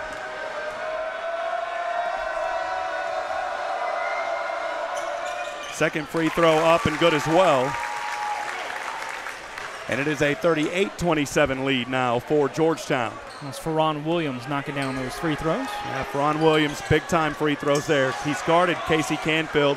Canfield back over to Jonathan Knight on the Georgetown logo. Sets the ball on the ground with the right-handed dribble, guarded by Rodriguez, over to Canfield, top of the three-point line. Now into the hands of Stump, who checked back in moments ago. Jonathan Knight's inside the paint, flip dip, no good, and Johnny's gone cold now, 0 for 4 here in the third. 2:58 to go, 38-27. The Eagles leading on their home court here in Georgetown, Texas at Georgetown High School. Blair over to Durr, drops it off to Rodriguez. Rodriguez working a right wing spin move. Oh, mama, that would have been a good fall for Rodriguez. What a move. It didn't fall, though. Pretty. Chance still on the right side. Stump had a straightaway three, and he didn't want to take it. Instead, he tried to feed it inside to Johnny Knight. Johnny's going to be fouled. I don't know if that was in the act of shooting, though. It wasn't. He'll inbound the ball. Georgetown will, rather. It's only 2 team fouls so far on Georgetown, only 1 against Eastview here in the second half. So teams with a lot of fouls to give. Chance still inbounds the ball to Luke Stump. Luke over to Johnny Knight. Knight, top of the three, over to Chance now, rolls around, free throw line, pass back. Johnny thought about a straightaway three, now takes a step back. He's guarded by Rodriguez. Standing on the G of the Georgetown logo near center court, getting direction from Coach Canfield there on the Georgetown bench. Chance still asking for it, instead over to Canfield. Around the world we go to Luke Stump. Stump, little fake move, trying to spin his way inside. Over to Krivakucha. And Hunter, three from the wing, no good. Eastview wanting to run. Brad, you've talked about Eastview. They want to run, but they really haven't been able to tonight. Oh, it's a credit to the Georgetown defense for getting back every possession, not allowing those transition points. Eastview with the ball. Rizak puts up one, no good. Back with the ball is Williams, who had those free throws a few moments ago. 1:32 to go, third period. Georgetown Eagles lead 38-27. Johnny Knight almost knocks it away from Rodriguez. It goes back into the back court.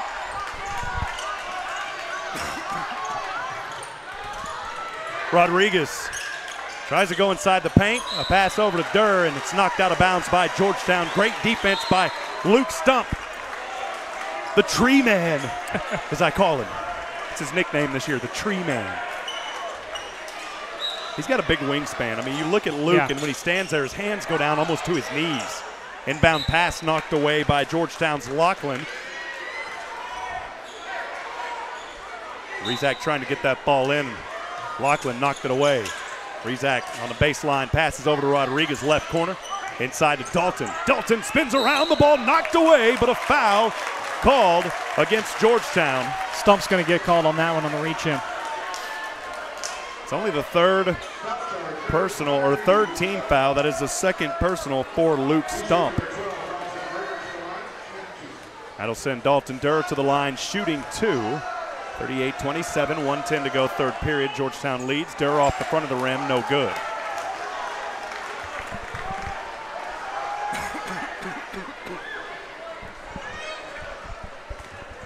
Well, Brad, I'm going to try to make it through three. I told myself, or I'm going to try to make it through the game, but I told myself I was going to try to make it. Having you here has been a big help, my friend. Glad I could do it. Second free throw good as well. Back to a 10-point lead for Georgetown now after those two free throws. Georgetown's led by as many as 13 in this game. Casey Canfield with the ball over to Cade Lachlan, working a right-handed dribble over to Jonathan Knight on the right corner, guarded by Williams. Jerron, great defense. Back over to Casey Canfield. He's guarded up top by Rodriguez.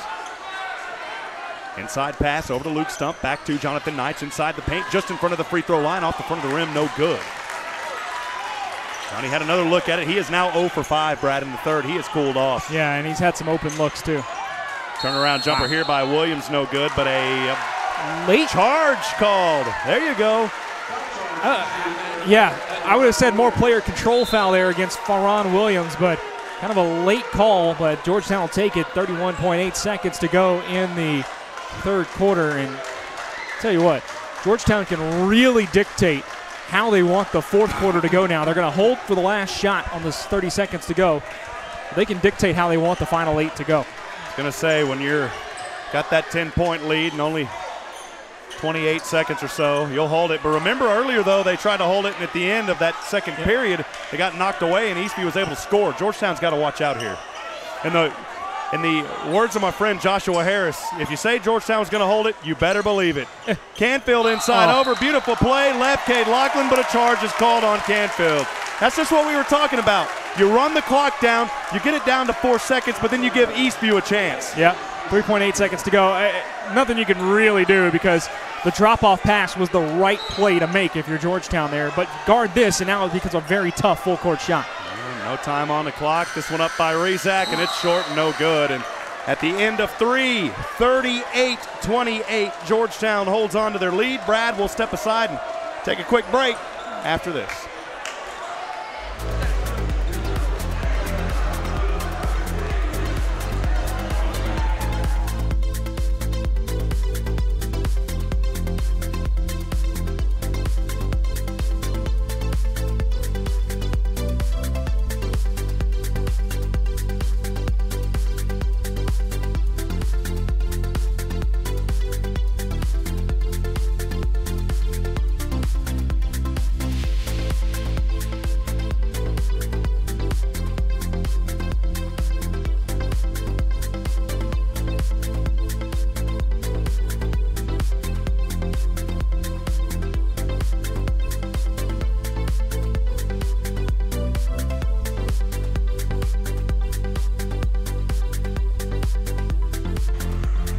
Welcome back to Georgetown High School. Rob Hipp alongside Brad Tillery.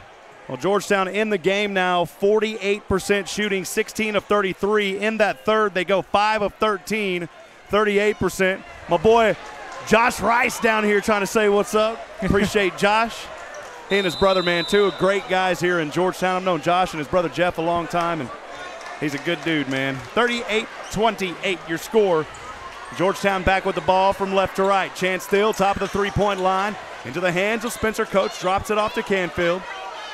And Brad, I'll just let these passes kind of describe themselves here. I don't need to call every one of them. I'll tell you, I think you're going to see a lot of this in this fourth quarter. If you're Georgetown, don't shoot unless it's wide open. You don't need to release the ball. Chance Steele, the dagger right between the eyes.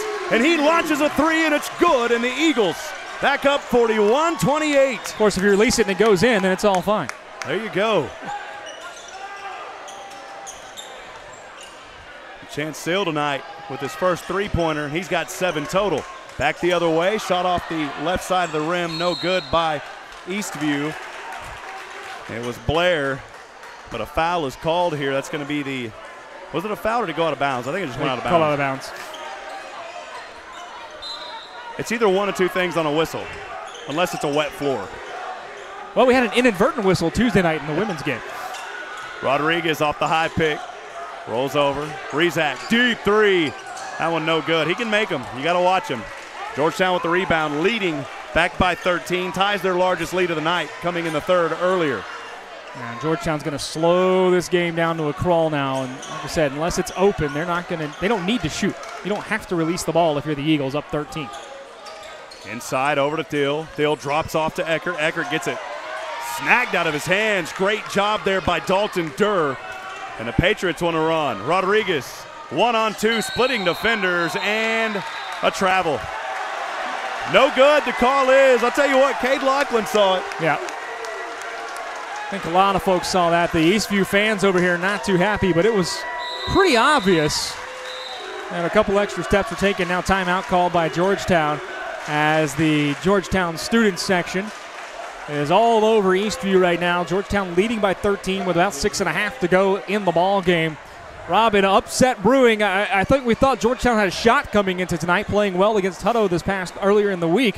But Eastview was the favorite, and you know we talked to Coach Canfield before the game. He said we got to slow it down, we got to control the pace. They've done just that all night long.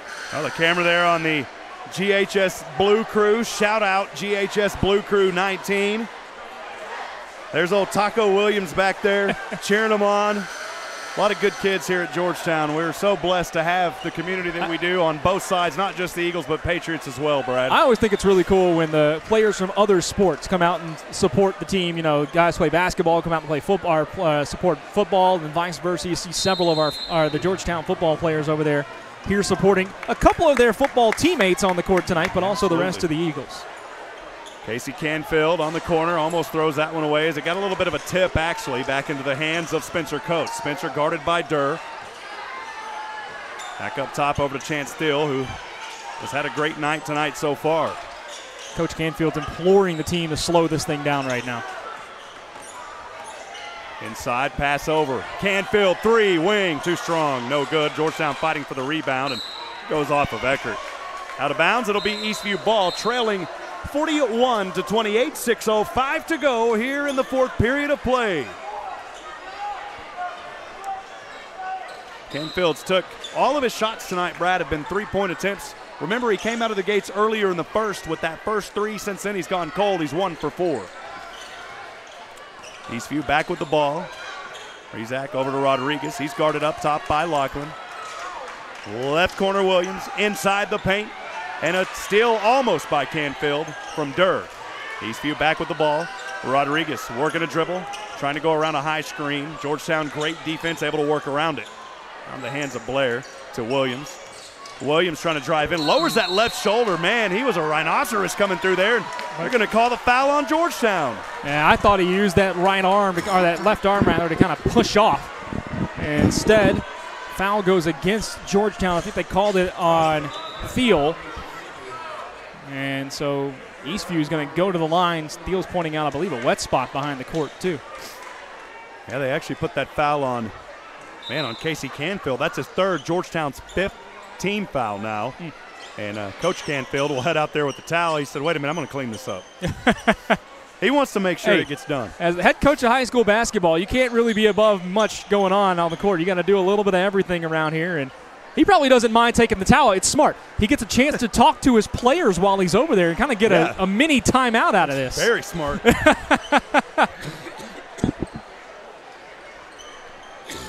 So the wet spot has been cleaned up over there. Hopefully nobody able to slip and fall. 2 shots here for Eastview. Williams at the line, shooting 2. His team trailing 41-28. First shot off the back of the iron, no good. And this is the part of the game, too, I think has really hurt Eastview tonight. They've had shots at the line. Really haven't had that many fall. Rodriguez back over near the scores table alongside Caden Eckert. Second one good, 41-29. Georgetown looks to run some more time, leading their crosstown rival Eastview Patriots by 12. You know, Brad, it's funny. Somebody told me that they didn't want to think of this as a rivalry in the community. But I got news for you. It is a rivalry, and rivalries are a good thing when it's taken in a good way. And you ask any kid from any school, and they'll tell you it's a rivalry. There's nothing wrong with little bragging rights in the community, right? That's why we coined it the Battle of San Gabriel. And these kids love every minute of it. And the good thing is, a lot of them are friends between the two schools, Brad. Well, and you know it's a rivalry because of the way the fans are here tonight. You got a big turnout, a lot of Eastview folks here as well. They're being loud and boisterous. They have been all night for both games. It's absolutely, it has become a good little rivalry here in Georgetown. Caden Eckert got fouled from behind, and that is only the 3rd team foul for the Patriots. Eastview might be thinking they've got to start intentionally fouling just a little bit here, getting more aggressive with their defense just because they need possessions, and Georgetown is content to dribble this thing out.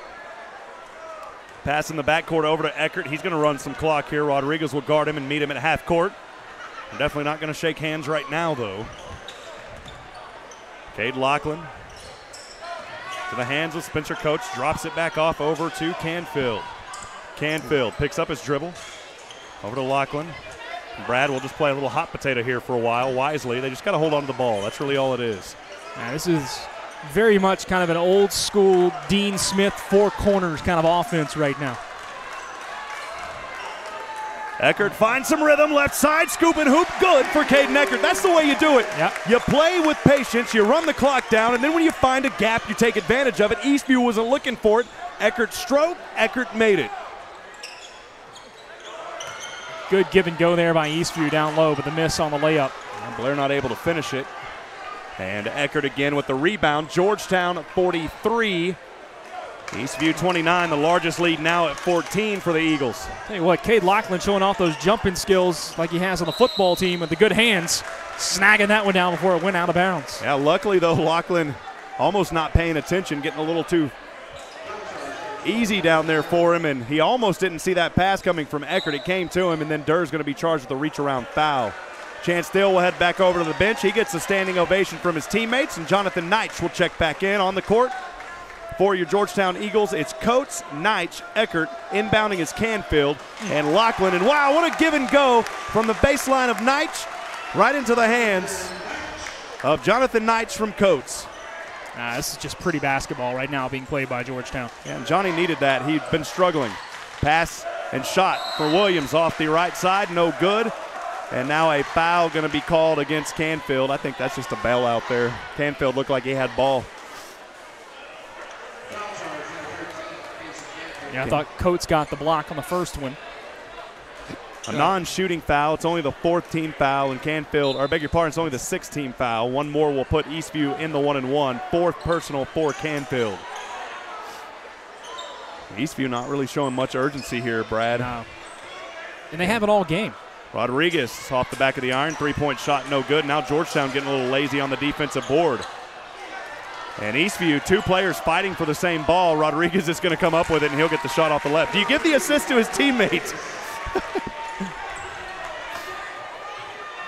Canfield from left to right being chased by Blair. He'll pick it up, back into the hands of Eckert. 2:58 to go, 4th quarter. Georgetown with the lead, a commanding lead, and running time off the clock. Johnny Knight. Back over to Canfield. Canfield wants to go baseline, tries to feed his teammate, and instead around the world they go. And Coach Canfield is happy. And 3-second violation. now they're going to call a 3-second. Canfield was very, very happy with his team moving the ball around. He was clapping, and the official said, wait a minute, that's 3 seconds.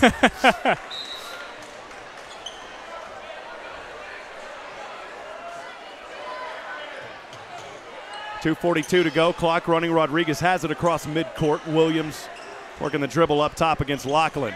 Behind the back, right wing. Right-handed pass over to his teammate, Razak, and he turns it over. Johnny Knight and the Georgetown Eagles with a 14-point lead, 2:22 to go, fourth quarter. And the Eagles tonight have easily played one of their best offensive battles that we've seen all year. Krivakucha left side, off the glass, and good for Hunter Krivakucha. Krivakucha's got 12, and the Eagles have their largest lead at 16, 47-31. Georgetown student section with the Start the Bus chant. As oh, mama! Spencer Coates. Wow, he knocks it out of the gymnasium. Oh, baby. Tell you what, everything that you could want to see and going right for the Georgetown Eagles tonight has done so. I got to imagine Coach Canfield is going to be one happy camper after this, and we'll hear from him after the game, though. They are fired up as Coates heads over to the bench alongside Lachlan. Checking in for the first time tonight, Landry Woods. Three-point shot there, good by Williams. Woods will check in alongside Aaron Bazell. Of course, Adam Bazell's younger brother. We've seen Adam years, and now he's at Texas Tech, not playing ball, but I actually ran into Adam and his wonderful mom and their family, I think just around the Christmas time. In fact, I don't remember when, it was sometime around Christmas, but ran into them, and it was so great to catch up with Adam, and just a great young man, and now studying in the academia world over at Texas Tech. 47-34, fourth period. We're almost done here at Georgetown. Brad, it's been a good one if you're an Eagles fan. Yeah, it's been a fun night for the Eagles. It'll be a celebration here in Georgetown tonight for one half of the city anyway. Those wearing the blue and white. The ones in the red and black probably not going to be too happy with the outcome of the doubleheader tonight, but Georgetown winning the women's game earlier. And now it looks like they're going to run away with the boys' game as well. So it has been an impressive night for the Eagles. Georgetown deep inbound over to Eckert with 1:36 to go, and that 13-point lead, Brad. Smart basketball just to catch the ball, not worry about going and scoring, just pull it back out, kill some time, and now you see Eastview going into foul mode up 13 with a minute and a half to go. And Brad, I know I do this several times throughout the broadcast. I just am so thankful. Got guys like you, David England down there on the court, and then especially up here tonight, Nathan Height doing double duty, as I said earlier, running the camera and the switcher. He's doing a great job. Thank you, Nathan. Absolutely. 1:24 to go. Georgetown 47, Eastview 34. Eckert with the ball in the front court. Eastview showing pressure. That one gets tipped back. No backcourt. Neitch has it. Back over to Eckert. They're playing a little tightrope here with that midcourt line. And now a foul finally going to be, no, a timeout going to be called. Georgetown calls a timeout here with 1:08 to go, Brad. Smart timeout. Probably going to thinking about losing possession there. So Coach bailing his own town, or bailing his guys out rather with the timeout so that nobody kind of gets themselves in trouble there. And you can keep possession because really, if you're Georgetown right now, all you want is possession. You don't really care about much else. You just want the clock to run. And Eastview's kind of running a trap all the way down the court right now, but really running the traps in the half court, trying to get guys out of bounds or turning the ball over. So if you're Georgetown, slow it down, have a conversation real quick, talk to the guys about what exactly Eastview is doing, and then fix that and move on in the last minute or so of the game. See Coach Canfield in the huddle there talking things over with his guys. Man, one of these, maybe we'll have a mic up to coach feature here on SHN if we can ever do it. You know, I have thought about, and we do have permission whenever we're ready to do it, but putting microphones behind the backboards. We're going to do that one game. We really want to bring you in and do the experience here on SHN. As much as we can do it, I promise you, guys will do it. And I'll tell you what, folks, not to say too much, but we always have sponsorships available, and the more you guys get involved, the more that allows us to go do those kinds of cool features and bring you those opportunities on these kinds of broadcasts. Yep, you can email Rob at shnsports.com. That's Rob at shnsports.com. And Brad, not to let the cat out of the bag too early, but we are launching our product officially here in the next couple of weeks. We'll have more announcements on that, but the broadcast in a box will be launched. We understand that there are several options in the Central Texas area that when it comes to broadcasting. We know of one other company now in the area and one more that's coming on board to broadcast high school sports throughout the area. And all of them do a great job, but we really feel like the quality and what we bring here at SHN and the value that we bring to the communities is next to none. And we just want to continue to be able to offer that. And I'm not sure, Brad, who you're going to pick for player of the game down here. So get one player if you can. Krivokucha, number 1. Krivo had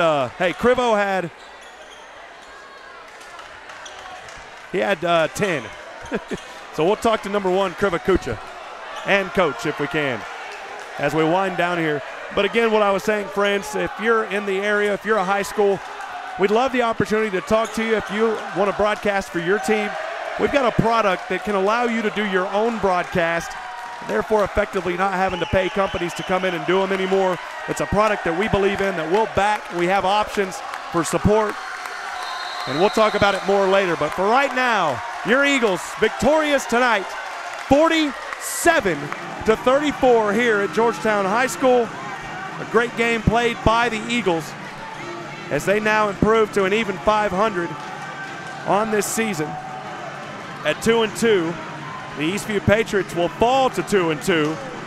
And man, Coach Canfield getting fired up down there with some of the Georgetown GHS Blue Crew as well. We'll have an interview here in just a few moments down on the court with Brad Tillery and see who he's able to snag down there. Again, we were hoping to get Krivokucha and of course Coach Canfield if we can.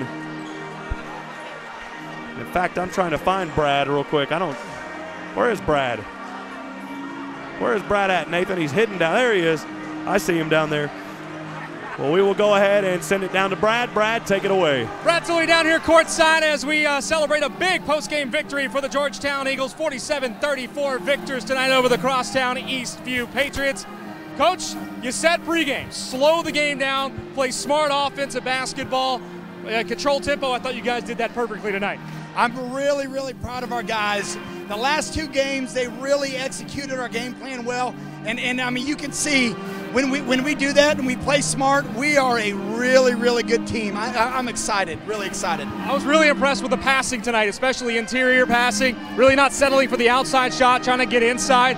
Is that something you guys have been working on more lately? Yes, it has. We've got to hit our big guy because he's got really guard vision. And so when he passes the ball, it's really good, and it makes our team move better, and the ball flows more. Talk about your defensive effort for a second. Getting back on defense, I thought, after missed shots or turnovers was big in this game, really stopping them from getting out on the run. Yeah. Our goal was to take 15 out of the game and get the ball out of his hands up court, and we did a great job. And when we get in half court, just squeeze the drive lanes and force them into tough shots.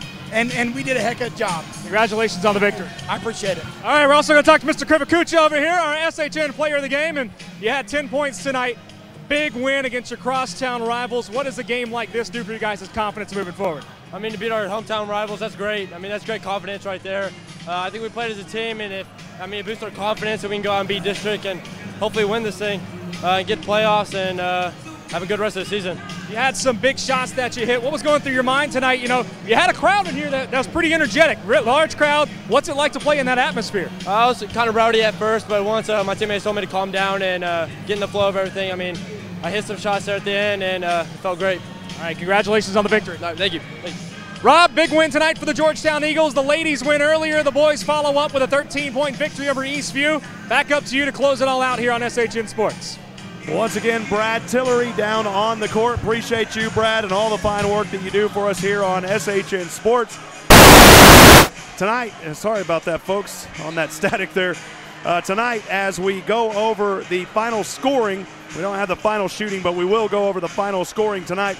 Hunter Krivakucha and Spencer Coates for Georgetown, leading all scorers with 10 points apiece. I did want to mention that Spencer Coates had a great game as well. That young man actually only missed 2 shots tonight. He was also up there in the running for the SHN Sports Georgetown Eagle Player of the Game. As we continue to look at other players here for Georgetown, the second coming in behind Coates and Krivakucha was Jonathan Knights with 8. He had a great defensive game, struggled a bit in that second half, but he went 3 for 3 to start things, really got the momentum going. Chance Thiel for 7, Cade Lachlan and Caden Eckert both with 6, and then rounding it up was Casey Canfield with those final 3 points to round out that night. So you talk about a Georgetown team, they've now won 2 in a row here in district play. They're doing the things that they need to do. They're coming alive when they need to. This was a great game and honestly a great victory for the Georgetown Eagles here this afternoon. Yeah, I thought so, and not just for the guys, but the girls earlier too with a big victory, taking first place on their own in the district. For the boys, back-to-back wins this week. Again, Hutto earlier this week, now coming with a huge crosstown rivalry win against Eastview. A game I thought they dominated, start to finish, just playing the exact kind of game that we talked about early, and that Coach Canfield said he wanted to play. And you heard him in the postgame. He said, we practiced it, we preached it all week, and we got exactly what we were looking for tonight out of the players, and Georgetown really wouldn't earn this victory tonight. Well, Brad, a good win for Georgetown again, 47-34. They improved to 2-2 in district play. Eastview falls to 2-2. Both teams at an even 500. As we always do, we want to thank our friends from Eastview. They're part of the Georgetown community as well. And hey, Eastview, if you'd like a broadcast, stay tuned because we want to cover basketball for the Patriots as well. We do have the SHN Sports Broadcast in a Box product that will be announced soon officially. We've talked about it a lot over the summer. We've worked on now our 3rd generation of that product to really get it out there and start promoting it. I'm going to tell you, if you're listening or watching tonight, there's no easier way to broadcast your sporting events than the SHN Sports Broadcast in a Box. It almost completely eliminates the reason for paying for any company, and that's what's really going to set us, I believe, ahead of the curve with the technology presence that we have, the professionalism that we really try to instill in our talents, such as you, Brad, and so many others. David down there, Nathan, that's what it's about here at SHN. It's about communities. It's about the kids, and that's why we're here, my friend. And for those of you thinking about doing the broadcast in a box and joining the SHN family, I speak to you not just as someone who works with SHN and helps out, but I speak to you as somebody who literally my job used to be to broadcast baseball games for a living. That was what I got paid to do. I've set up broadcast equipment. I've traveled all over this country doing games. I can't imagine, honestly, something being easier than the broadcast in a box setup. You can kind of see it right here in front of us. It's literally this apparatus. You have it, you're good to go, and you can call you can call any game that you want to do, football, basketball, baseball. It's as easy as I can think about as the setup goes. So from a guy who has been around the business now 14, 15 years, I'm telling you folks, if you're interested, this is going to be the way to go. Well, I appreciate that, Brad, and that's why Carl really, I came up with the idea. He said, look, man, he and I have been working together on it. He's been promoting it and pushing it. We're really excited here in the next few weeks to launch that. And again, like I said, you have many options when it comes to broadcasting throughout Central Texas. All companies do such a great job, but we really feel like the value that we bring with the SHN Sports Broadcast in a Box, it's valuable to schools because now you've got your own equipment. You carry it around. You broadcast your own events. And guess what? If you don't want to do voice, you don't have to do voice. But we've working with programmers now literally on the other side of the world who are helping us program different software, really bringing a simple solution to a much-needed problem, and that's bringing very affordable broadcast to your fans out there. And you and I have talked about it, and I'll be very open with the listeners and the viewers tonight. There's a potential one day that I might be moving relatively soon to another state, and we've actually talked about doing this solution in another state as well, and actually branching SHN out to other places. There you go. Brad said it now. It's official. Not official yet. We'll see what happens with a full-time gig right now. But there's always that possibility. And if and when it does happen, you and I have had that conversation that, because I'm so impressed with the work here and, what the solution is and I value what SHN brings, we've talked about actually expanding it out, and I'm willing to put my money where my mouth is and when I say these things. Awesome. Well, we appreciate it, Brad. And again, nothing that we do would be possible without the generous support of our communities. Again, if you're interested in sponsoring any events here on SHN, feel free to shoot me an email. Basketball, only $25 a game. You can do it at shnsports.com. Shoot an email to me, ROB, that's Rob, at shnsports.com. For my good friend and broadcast partner tonight, Mr. Brad Tillery, Nathan Hipp, and David England working the camera behind the scenes, as always, doing such wonderful work. I'm Rob Hipp, reminding you again tonight that we're not strong enough alone to make it on our own. Friends, we need each other. Provide a word of encouragement. lend a hand of support. Somebody this new year needs you. Until then, your final score from Georgetown, 47, Eastview 34. 2-2, both teams stand. We'll catch you next time. Stay with us Tuesday, back on the air, Georgetown Eagle basketball. We'll see you then. Good night, and God bless from Georgetown, Texas.